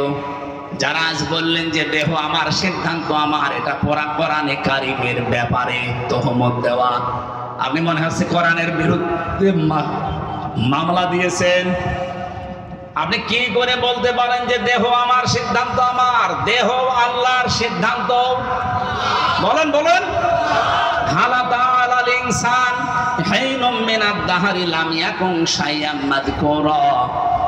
মানুষকে একটু চিন্তা করে না যে দুনিয়ায় আসার আগেও উল্লেখ করার মতোই কিছু ছিল না। দুনিয়াতে ওর এমন সময়ও গেছে, এই পৃথিবীতে আসার আগেও যে উল্লেখ করবো যে হামজা, এরকম উল্লেখ করার মতো কিছু ছিলাম। সুতরাং এই কথাগুলো যারা দিয়েছেন সবগুলো ইসলাম বিদ্বেষী কথা, কোরআনের বিরুদ্ধে কথা। আমরা চাই এগুলো মানা দূরের কথা, ডাস্টবিনে নিক্ষেপ করা দরকার। সুতরাং এমন মানুষকে যদি আপনি সামনে ঠেলে দেন, যে মানুষ যে আল্লাহর কোরআনের বিপক্ষে অবস্থান নেবে, জেনা ব্যভিচারের রাস্তা আরো উন্মুক্ত করে দেবে, আপনি যদি এরকম মানুষকে সাপোর্ট করেন, পেছনে থাকেন, কিয়ামতে যখন উঠবেন দেখবেন জেনার গোনা লেখা আছে আমলনামায়। বলবেন, আল্লাহ আমি তো ভালো ছিলাম, জেনা করিনি কোনোদিন, আমার মনে আছে, ফেরেশতারা বানিয়ে লিখেছে। আল্লাহ তখন এই প্রশ্নের জবাবে বলবেন, আমি জানি জেনা করনি। এমন মানুষের পেছনে ছিলে, এমন মানুষকে সাপোর্ট দিয়েছিলে, রায় দিয়েছিলে, ভোট দিয়েছিলে, যে লোকটা সিআর পেয়ে জেনা জারি করে দিয়েছিল লাইসেন্স দিয়ে। এমন মানুষকে সামনে পাঠানো লাগবে যারা বাংলাদেশে জেনার অনুমতি দেবে। কথা বলেন না কেন? এটা তো ফেরেশতারা করবে নাকি?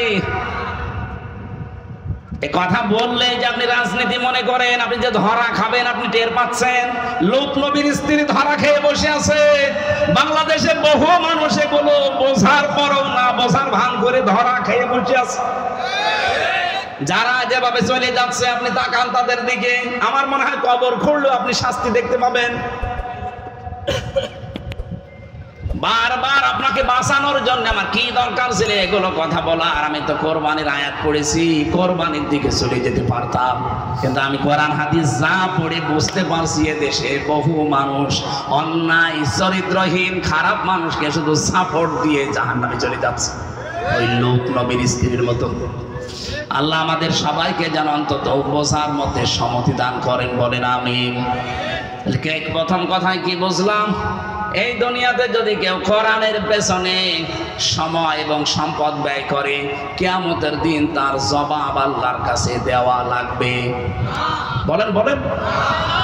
আপনি সে জন্মের পর থেকে কিন্তু এটা শুনছেন যে জবাব জবাব, বোঝেন এটা কি?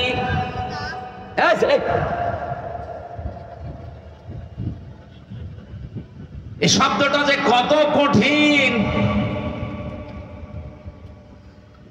কোরআনে কারিমে আল্লাহ পাক বলেন, ইয়া আইয়ুহাল ইনসানু ইন্নাকা কাদিহুন ইলা রাব্বিকা কাদহান ফামুলাকি ফাআম্মা মান উতিয়া কিতাবাহু বিয়ামিনি ফাসাউফা ইউহাসাবু হিসাবান ইয়াসীরা। আমি জায়গা মতো আসবো, একটা কথা শুধু শিক্ষা দেওয়ার জন্য এই শব্দের ভেতরে আছে। এই জন্যে আল্লাহ রাব্বুল আলামিন যেই মানুষটার হিসাব ইয়াসীরা সহজ করে দেবে, নবী যে শব্দের ব্যাখ্যা করতে গিয়েছে জানিয়েছেন সহজ হিসাব কি বোঝো তোমরা? সাহাবীরা বললেন আল্লাহ রাসূল ভালো জানেন। তিনি বললেন সহজ হিসাব হচ্ছে ওইটা, আল্লাহ যদি কাকে মাফ করতে চায় আস্তে করে তাকে পর্দার আড়ালে ডেকে নিয়ে ঘিরে ফেলবে কুদরতের চাদর দিয়ে, আস্তে করে ঘিরে নেবে ময়দান থেকে আলাদা করে। যদি আল্লাহ কাউকে হিসাব ইয়াসীরা দান করতে চায়, যে তোর হিসাবটা আমি সহজ করে দেব, আস্তে করে ঘিরে ফেলবে ফেরেশতাদেরকে দিয়ে। মনে করেন আসাদ ভাইকে ঘিরে ফেলেছে, চারিদিকে ঘিরে আমার আল্লাহ নিজে তাকে সামনে দাঁড় করিয়ে বলবে, আসাদ এই কাজগুলো করেছিলি। সবগুলো ভিডিও ফুটেজ আকারে একটা একটা করে যখন তাকে দেখাবে, দেখে ওর মনটা কান্নায় ভেঙে পড়বে। কারণ আমি জানি এখন আর গোপন করে কোনো লাভ নেই। মাথা নিচু করে বলবে, আল্লাহ আমার কিচ্ছু করার নেই, আমারে মাফ করে দেন। রব্বুল আলামিন বলেন, এই যে অসহায়ত্ব, এই কান্না জড়িত কণ্ঠ, ওর মুখের দিকে কাকতি মিনতির দিকে তাকিয়ে শেষ পর্যন্ত আল্লাহ বলবেন, যা তোরে মাফ করে দিলাম, কাউকে বলবি না, জান্নাতে চলে যা। এইটার নাম হিসাব ইয়াসীরা। এটার জন্য দুনিয়াতে কিছু খোঁজ করা লাগে। আমি তাফসীরে তাবারির ভেতরে পড়েছি, খলিফাতুল মুসলিমিন, এদিকে তাকান, হযরতে ওমর রাদিয়াল্লাহু তাআলা আনহু তার সন্তান আব্দুল্লাহ ইবনে ওমরকে তিনি ভর্তি করলেন মক্তবে। ওনার সাথেই পড়তো ওই দেশের প্রধান বিচারপতি হযরতে আলীর সন্তান হুসাইন। বারবার টেবিলের উপর থেকে কলম ফেলে দেয় আর বলে, আব্দুল্লাহ তুলে দাও। আরেকবার দেয়, তুলে দাও। আরেকবার ফেলে দিয়ে তুলে দাও। প্রেসিডেন্টের ছেলে তো মেজাজ খারাপ হয়ে গেছে, বারবার কলম ফেলে দাও, আমারে তুলতে বলো, আমি কি তোমার খাদেম চাকর নাকি? হযরতে হুসাইন ওই দিন বলেছিলেন, তুমি শুধু খাদেম না, চাকর না, তুমি খাদেমের বাচ্চা খাদেম। একটা মেম্বারের ছেলেকে যদি কেউ অপমানসূচক কথা বলেন, ওর এই দাপট দেখে কে? অথচ 12,500 বর্গ মাইলের প্রেসিডেন্ট হযরত ওমর, তার সন্তান। প্রেসিডেন্টের ছেলেকে যেই বলেছে তুমি খাদেমের বাচ্চা খাদেম, মন গেছে, মেজাজ গেছে গরম হয়ে। বাড়িতে যেয়ে বলছে, আব্বা আমি আর পড়বো না। কেন? আমার গালি দিয়েছে, তোমাকেও গালি দিয়েছে। বিচার যদি না করো হোসাইনের, ছোট মানুষ তো বিচার চাই। হযরত ওমর বিচক্ষণ মানুষ, তিনি বললেন, বিচার এখন না, জমার দিন। খুতবা চলাকালীন তিনি বললেন, এখানে কি কেউ আছে? হোসাইন বলে, এদিকে আসো সামনে। তুমি আমার সন্তানটাকে গালি দিয়েছো, ছোট করেছো, বন্ধুদের সামনে আবার আমাকেও দিয়েছো। বলে, হ্যাঁ দিয়েছি। কেন দিলে? হযরত হোসাইন বলে, খলিফা যেখানে দাঁড়িয়ে আছেন এই যে মেম্বারে দাঁড়ান, বুকে হাত দিয়ে বলেন তো, আপনি কি আমার নানার খাদেম ছিলেন না? হযরত ওমরের কথা বন্ধ হয়ে গেছে। বলে, তাই তো, আমি তো তোমার নানার খাদেম ছিলাম, কিন্তু এটা তো সার্টিফিকেট লাগবে, তুমি লিখে দিতে পারবা এই কথাটা? কাগজ নিয়ে আসেন। খেজুরের পাতা নিয়ে এসেছে, উনি লিখে দিলেন, ওমর আমার নানার খাদেম ছিল, আমি দেখেছি। এতে হুসাইন ইবনে আলী সই করে দিলাম। যান। কাগজটা হাতে নিয়ে হযরত ওমর চমা খেলেন, ডাক দিয়ে বলে, নবীর সাহাবীরা, বিচার হয়ে গেছে। ছোট মানুষ তো আব্দুল্লাহ বোঝে না, বলে, আব্বা তুমি তো হোসেনকে কিছু বললে না, বিচার কি করে হয়ে গেল? হযরত ওমর বলে, সন্তান যে বিচার করেছি দুনিয়া না, ও ভয় জগতে কাজে লাগবে। আমি যখন মারা যাব কাগজটা আমার কাফনের ভেতরে দিয়ে দিও। কিয়ামতে আল্লাহ পাক যখন তার সামনে আমারে দাঁড় করাবে, জীবনের কিছু যদি আল্লাহর ভালো না লাগে এই কাগজটা দেখাবো, ডাক দিয়ে বলবো রব্বুল আলামিন কাগজটার দিকে একটু তাকাও, একটু দেখো তোমার নবীর নাতি লিখে দিয়েছে আমি নাকি নবীর খাদিম ছিলাম, এই ওসিলাই হলেও তুমি আজকে আমারে মাফ করে দাও। এর নাম হিসাব। দুনিয়াতে জান্নাতের সার্টিফিকেট যারা জীবিত অবস্থায় পেয়েছিলেন তার ভেতরে হযরত ওমর 2 নম্বরে। নবীজি বলেন কেউ যদি আকাশের তারকা গণনা করে হয়তো একদিন শেষ করে ফেলবে, কিন্তু ওমর মুসলমান হওয়ার পর থেকে যত নেকির কাজে আঞ্জাম দিয়েছে কেউ যদি ওমরের নেকি গণনা করে কোনোদিন শেষ হবে না। এই পৃথিবীতে বিশ্ব নবীর পরে যদি নবী হওয়ার যোগ্যতা কারো থাকতো হযরত ওমর আল্লাহর নবী হয়ে যেত। সব কিছু আল্লাহ তাকে দিয়েছিলেন, এত যোগ্যতা সম্পন্ন মানুষ। কোন রাস্তা দিয়ে হেঁটে গেলে 40 দিন শয়তান ওই রাস্তায় যেতে ভয় পেত। আপনি চিন্তা করেন মর্যাদা কোথায় পৌঁছিয়েছে তার। এই মানুষটা যদি জীবনের হিসাব নিয়ে এই চিন্তায় থাকে আমাদের কি হয়েছে আপনি পারবেন? হিসাব অত সহজ না। দুদুক না যে 2 লাখ মেরে দিলাম এইটারটা উল্টা উল্টিয়ে দিল।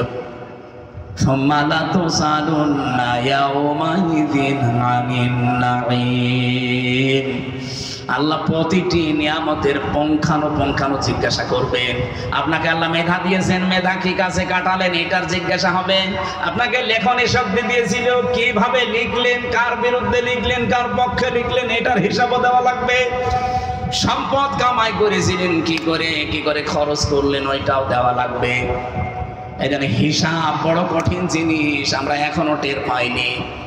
আমার প্রথম কথাই ছিল এইটা, কেউ যদি এই কোরআনটার পেছনে সময় আর সম্পদ ব্যয় করে কিয়ামতের দিন তার হিসাব আল্লাহর কাছে দেওয়া লাগবে না। বলেন সুবহানাল্লাহ। এই জন্য আজকে থেকে চেষ্টা করবেন সারাটা জীবন যেন কোরআনের পেছনে ব্যয় হয়, জবাবই যেন দেওয়া না লাগে। কি কথা বলছেন এখানে? 2 নম্বরে পরিবারস্থ লোকদের জন্য যদি খরচ করেন জবাব দেওয়া লাগবে না। হ্যাঁ, ওটা বা জায়েজ হওয়া লাগবে। পরিবারে আপনার বউ, আপনার মেয়ে, আপনার ছেলে বলছে বাবা ডিশ এন্টিনা লাগিয়ে দেন, ওইটার জবাব দেওয়া লাগবে না। 3 নম্বরে কেউ যদি জিহাদের ময়দানে টাকা পয়সা খরচ করে, সময় ব্যয় করে, তাহলে ওই সম্পদের হিসাব আল্লাহর কাছে দেওয়া লাগবে না। এই পৃথিবীতে আমার মনে হয় এখন সব চাইতে বড় জিহাদের ময়দান হচ্ছে কোরআনের ময়দান। এই কোরআনটা 54 বছর চলছে বাংলাদেশ স্বাধীন হওয়ার পরে, এখনো পর্যন্ত কায়েম হয়নি। আমি আমার বাড়িতে বলে গেলাম আমার স্ত্রীকে, আমার মেয়েকে, আমার ছেলেকে যে আমি চলে যাচ্ছি, এই কাজগুলো তোমরা করে রাখবা। আমি এসে জানো দেখি কাজ হয়ে গেছে। আমি সফর থেকে ফিরে এসে দেখি একটা কাজেও হাত দেয়নি, আমার রাগ হবে না? আসতে বলেন, হ্যাঁ কথা বলেন না কেন? কি বুঝলেন এখান থেকে? আমার মাঠে সলিমদ্দি কাজ দিয়ে গেল, পরিবারের লোক যদি কাজটা আঞ্জাম না দিয়ে ফেলে রাখে যেমন কষ্ট হয় আমার। এই জমিনটা আল্লাহ বানিয়েছে তার কোরআনে কারিমকে বিজয় করার জন্য, প্রতিষ্ঠা করার জন্য। আনাকিমুদ্দিন এ শব্দ দিয়েছেন, অথচ আজ পর্যন্ত 54 বছরে এটা কায়েম হয়নি। আল্লাহর রাগ হচ্ছে না। আমার বিবেকে কি বলে? আল্লাহর রাগ হচ্ছে না। এরপর আল্লাহ কিছু বলে না কেন? ওনারা কিন্তু সত্যিই বলছে আমার যেমন রাগ হয়েছিল পরিবারে ফিরে যেয়ে একটা কাজও করো নাই, ফেলে রেখেছো। আল্লাহর রাগ হচ্ছে যে 54টা বছর তোরা স্বাধীন হলি, 92 মুসলমান তোরা এখানে বাস করিস, এরপরেও কেন এটা কায়েম হয়নি? দেশটা স্বাধীন হওয়ার পর থেকে যে মানুষগুলো স্বাধীনতা পাওয়ার জন্য চেষ্টা চালিয়েছিল, এই দেশে কিছু কোলাঙ্গার সেই জাতির শ্রেষ্ঠ সন্তানদেরকে এখন কালার করার জন্য, ডিভাইডেড করার জন্য চেষ্টায় আছে। যুদ্ধ হওয়ার পরে 71 সালের 72 সালে আপনি যান, ইতিহাস আমি আজকেও পড়লাম। অধ্যাপক গোলাম আজম রহমতুল্লাহ আলাইহি সৌদি আরবে গিয়ে ওই সময় যিনি সৌদির বাদশাহ ছিলেন তাকে বলেছিলেন যে আপনি বাংলাদেশকে স্বীকৃতি দেন।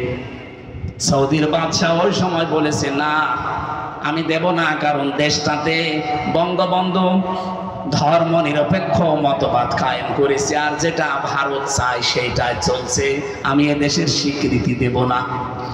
উনি ওই দিন প্রায় 1 ঘন্টা 10 মিনিট ধরে তাকে বুঝিয়েছিলেন যে আপনি শুধু বঙ্গবন্ধু আর ভারতের দিকে তাকিয়ে যদি দেশটার স্বীকৃতি না দেন, এখানে 92% মুসলমান বাস করে।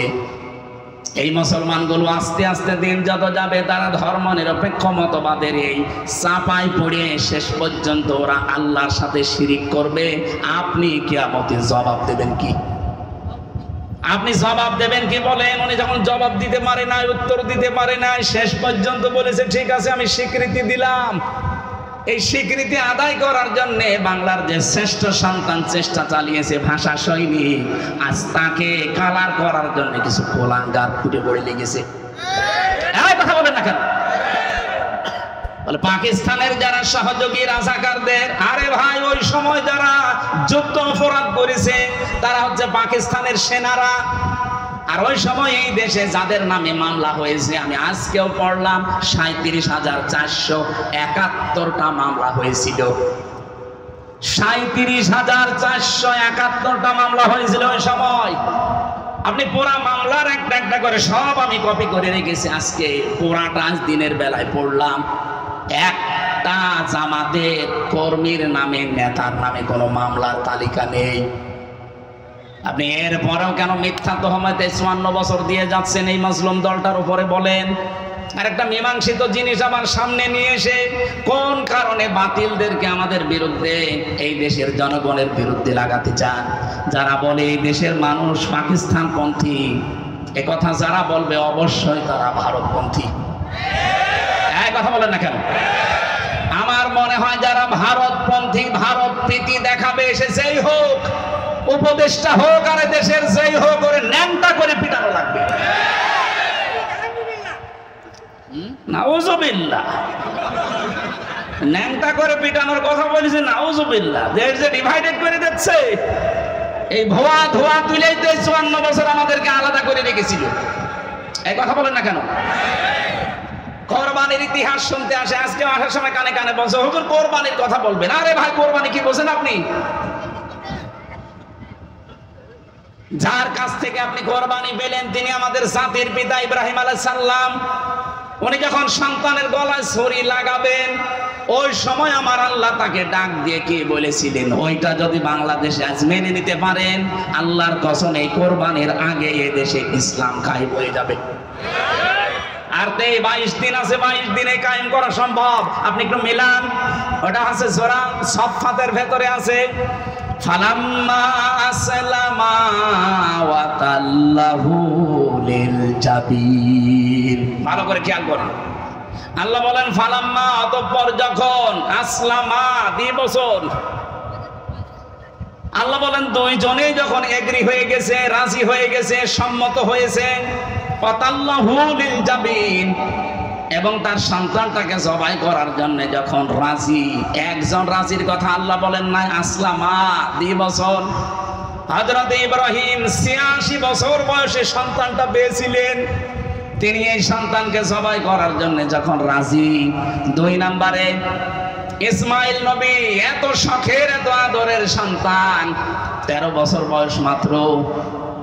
আপনি চিন্তা করতে পারেন পৃথিবীতে সবচেয়ে বেশি সৌন্দর্যের অধিকারী করেছিলেন আল্লাহ নবীদেরকে, তিনি নবী, সন্তানটা নবী।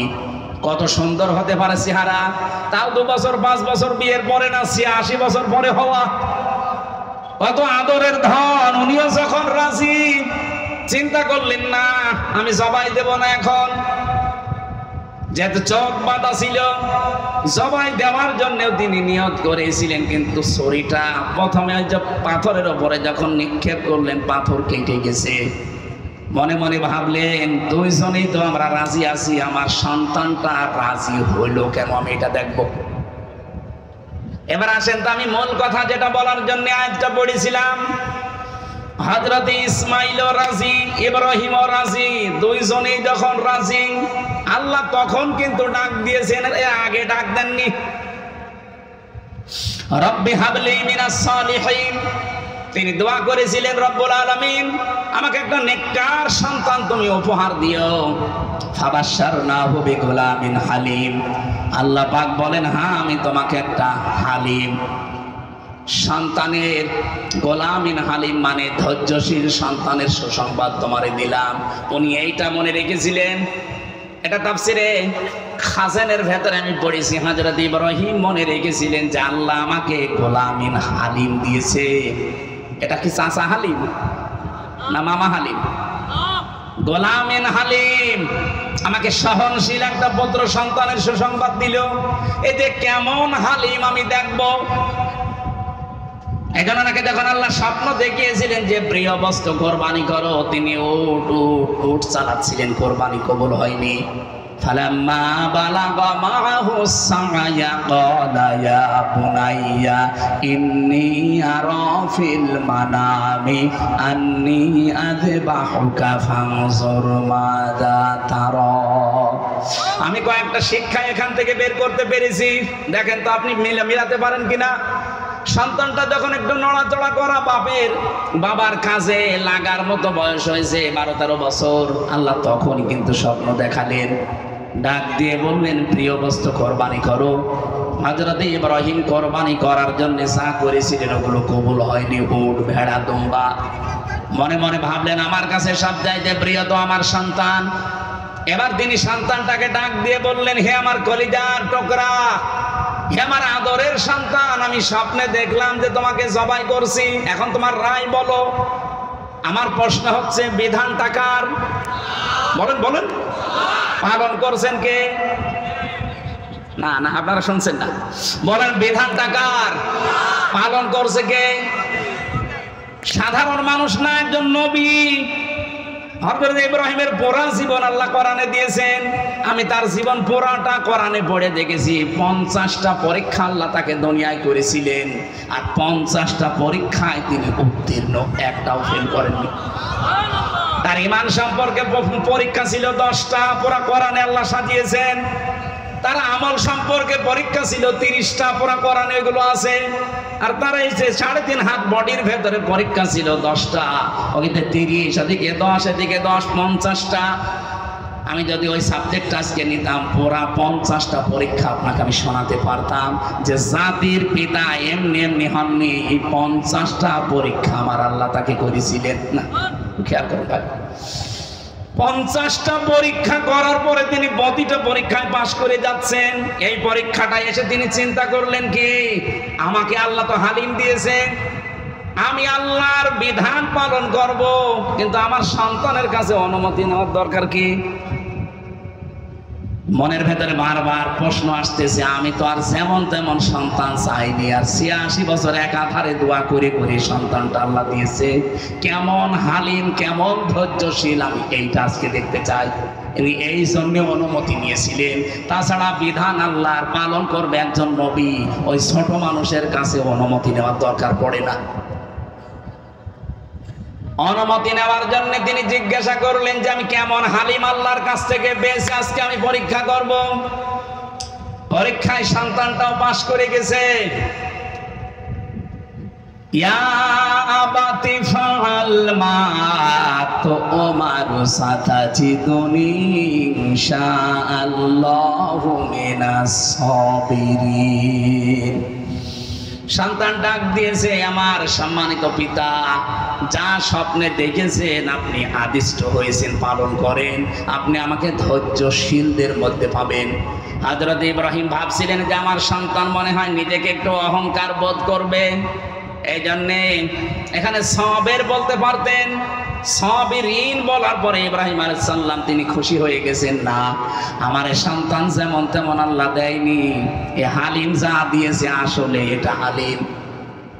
তিনি নিজেকে অহংকার মুক্ত করার জন্য সাবের বলেন নাই, বলেছেন সাবিরিন।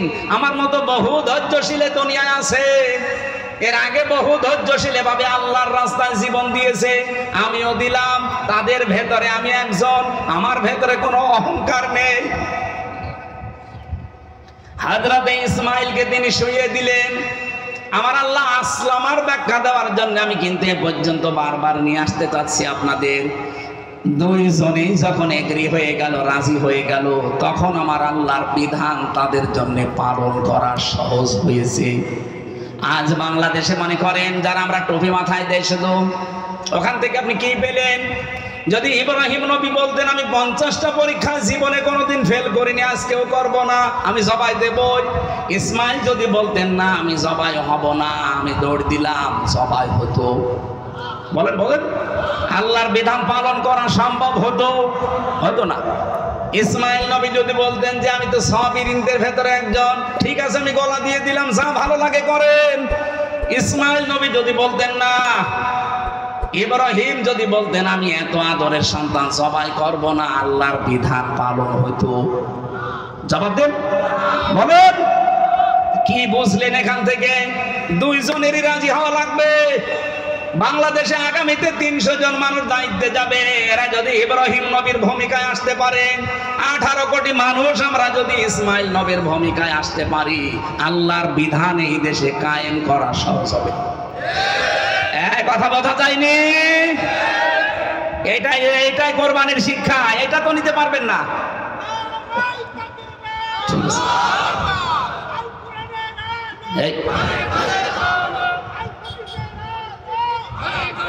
আল্লাহ রাব্বুল আলামিন তাকে ডাক দিয়েছিলেন, অনাদাইনাহু আইয়া ইব্রাহিম قد صدقت الرؤيا إنا كذلك نجزي المحسنين।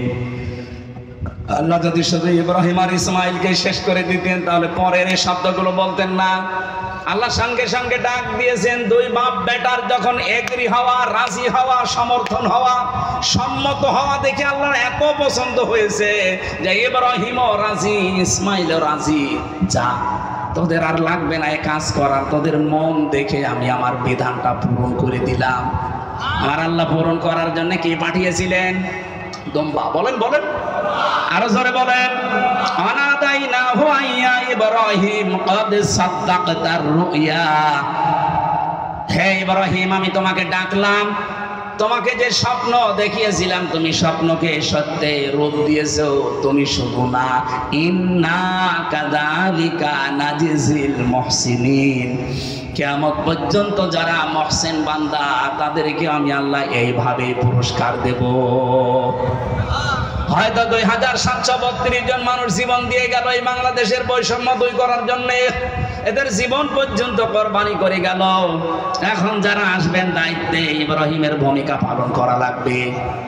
যারা আমরা এখন জনগণ বেঁচে আছি, অন্তত আমরাও কিন্তু এই 2732 জনের ভেতরে পড়ে যেতে পারতাম। আল্লাহ আমাদেরকে এখন ওর ভেতরে না ফেলে বাঁচিয়ে রেখেছেন।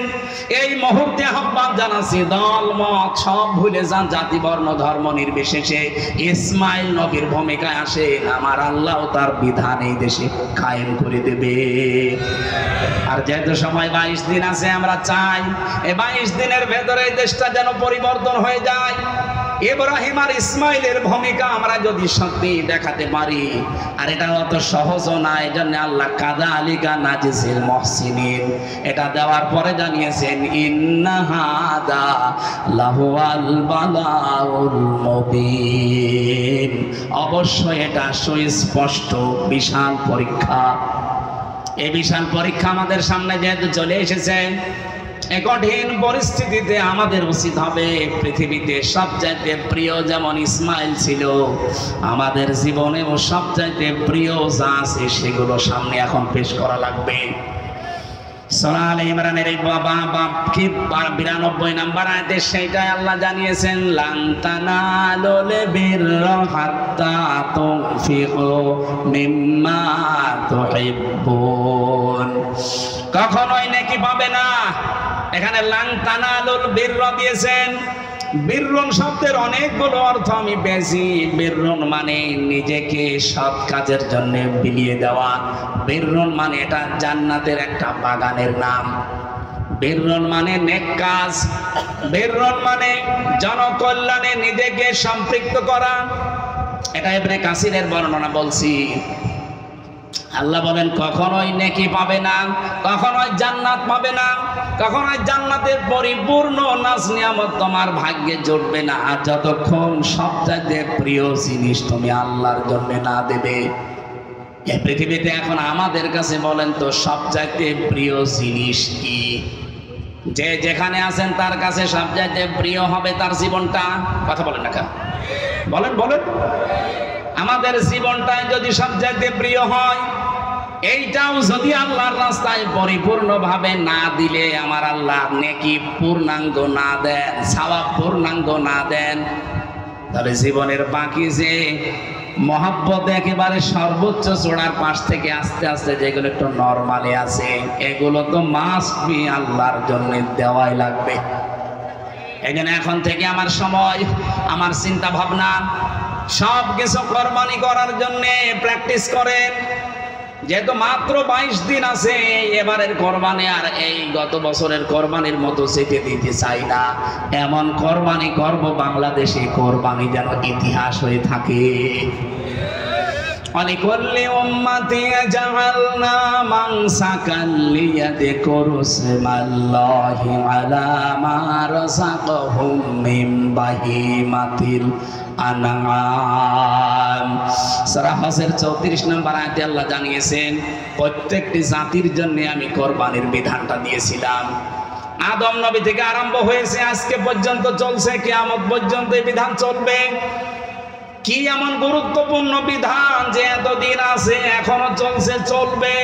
কি আছে এর ভেতরে? আমরা দেখি কোরবানি মানে বিশাল বড় জবাই করে খেয়ে ফেলা। না ভাই, এটার নাম কোরবানি না। লা ইয়ানালাল্লাহু লুহুমুহা ওয়ালা দিমাউহা ওয়ালাকিন ইয়ানালুহুত তাকওয়া মিনকুম। তোমাদের রক্ত, গোশত, চর্বি, চামড়া এগুলো আল্লাহর কাছে যায় না, যায় শুধু তোমাদের ভেতরের তাকওয়া। কোরবানির আসল উদ্দেশ্য কিন্তু তাকওয়া।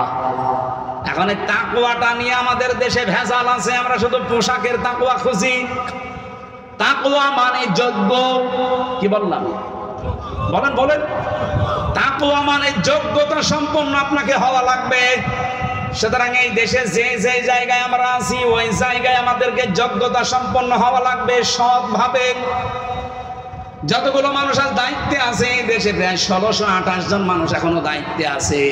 এ মানুষগুলো যদি যোগ্য হয় ওই জায়গায় এবং সৎ হতে পারে, আল্লাহর কসম সামনে দিন বিজয় কেউ আটকাতে পারবে না। আর এই তাকওয়া দরকার এখন সামনে এই কোরবানিতে। আপনি একেবারে সেই প্রথম দিন থেকে আরম্ভ করেন কোরবানি, নাকি বাড়ি চলে যাবেন? আরেকটু শোনা যাবে না? আল্লাহ যেহেতু মেন জিনিসটা, ভালোবাসার জিনিসটা না দিলে তিনি পরিপূর্ণ সওয়াব দেবেন না, আর কল্যাণ আপনাকে দান করবেন না। এদের শানে নজরুলের ভেতরে হযরতে তালহা রাদিয়াল্লাহু তাআলা আনহুর জীবন থেকে কিছু কথা তাফসীর ইবনে কাসিরে এসেছে, হযরতে ওমরের জীবন থেকে কিছু কথা এসেছে, হযরতে ওসমানের জীবন থেকে কিছু কথা এসেছে। তাফসীরে ইবনে কাসিরে আপনি শানে নজরুলটা পড়বেন। আমার ওইটা উদ্দেশ্য না, আমার উদ্দেশ্যটা এই তাকওয়াটা বাস্তবে নিয়ে আসা।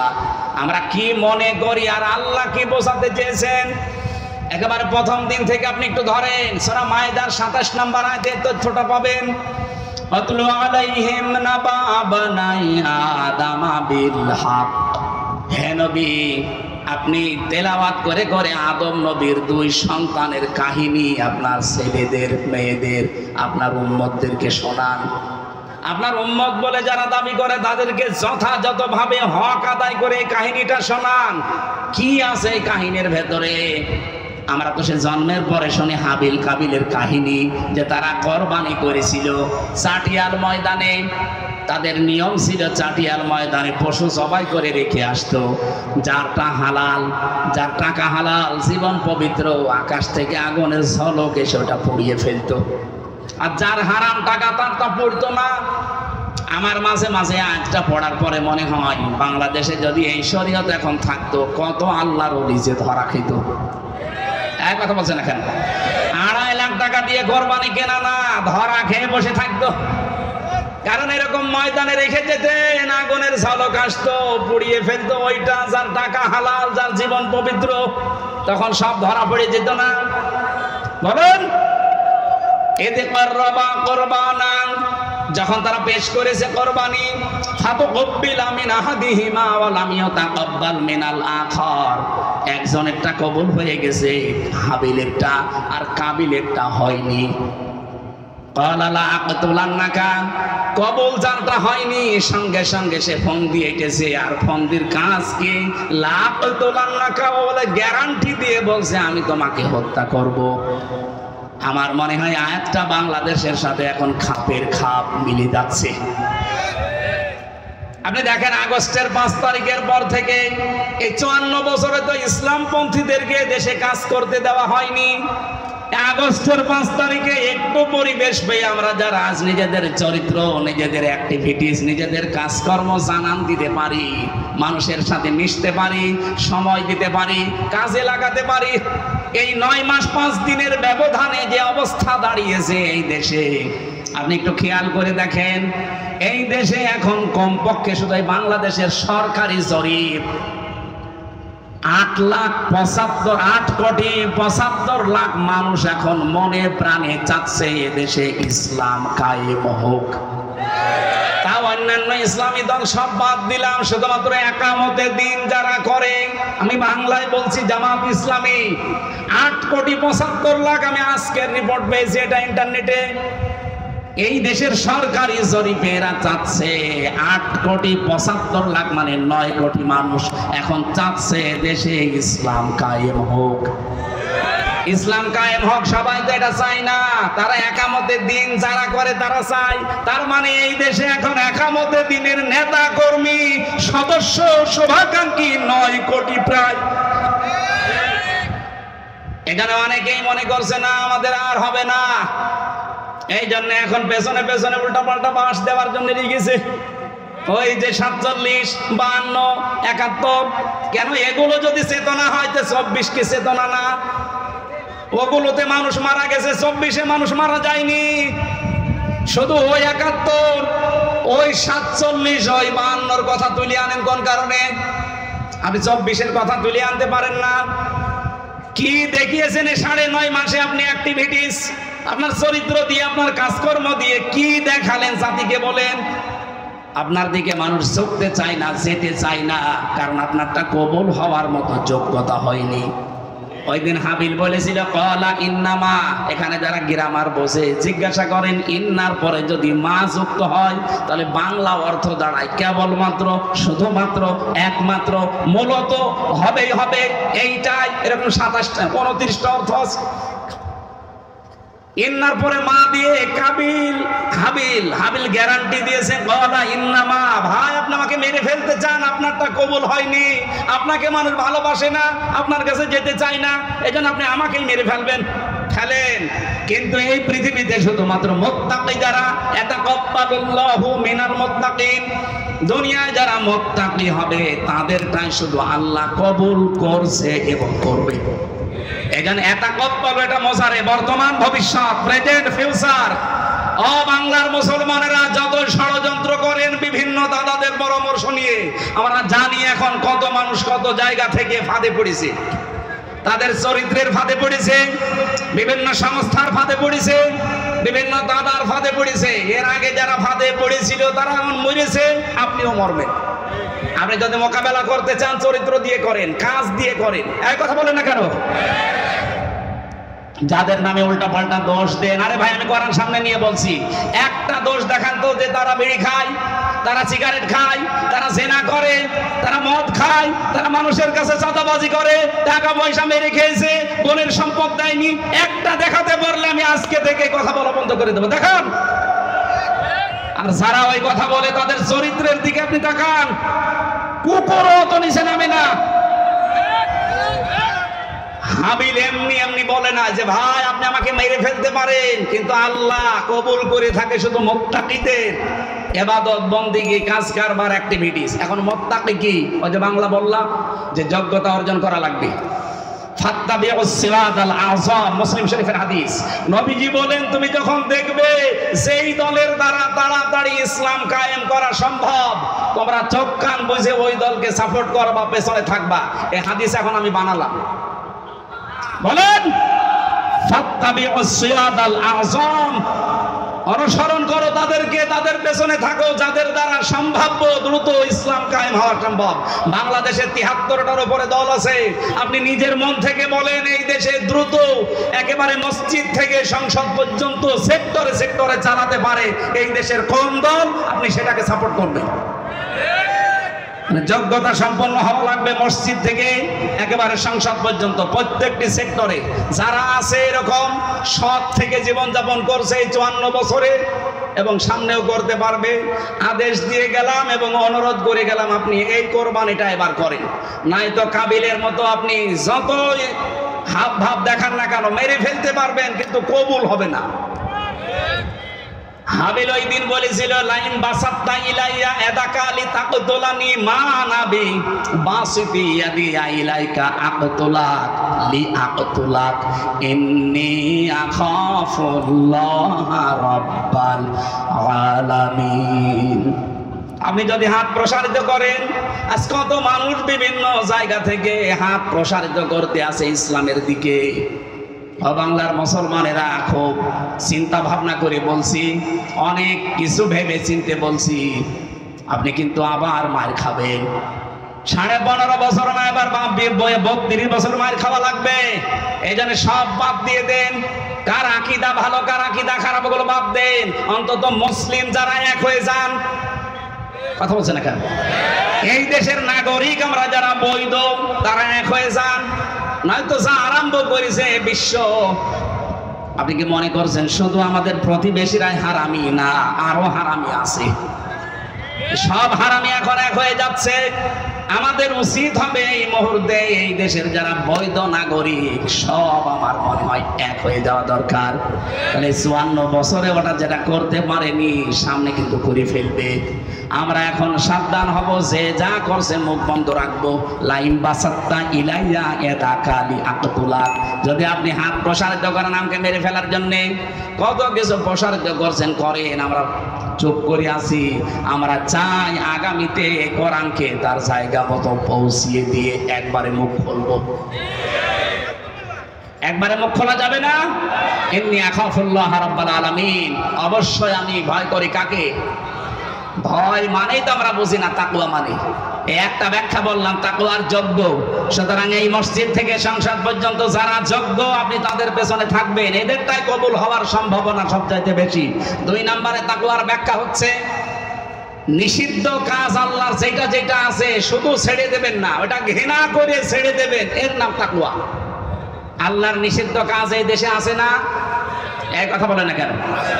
এই যে মোবাইল, কম্পিউটার, ল্যাপটপ, টেলিভিশনে যারা এমন এমন জিনিস দেখেন যেটা অন্য দেখলে আপনার লজ্জা লাগে, নিজে নিজে দেখলে ভালো লাগে, আরাম লাগে, আনন্দ লাগে, এটা পাপ।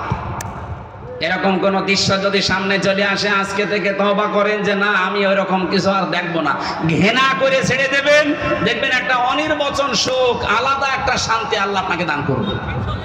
পরকীয়া প্রেম যারা করেন না এলাকায় সব নেই, এই মুহূর্তে নিজেকে কন্ট্রোল করেন ভাই। মেয়েলি বিষয় এটা কিন্তু শয়তানের মারাত্মক একটা জাল।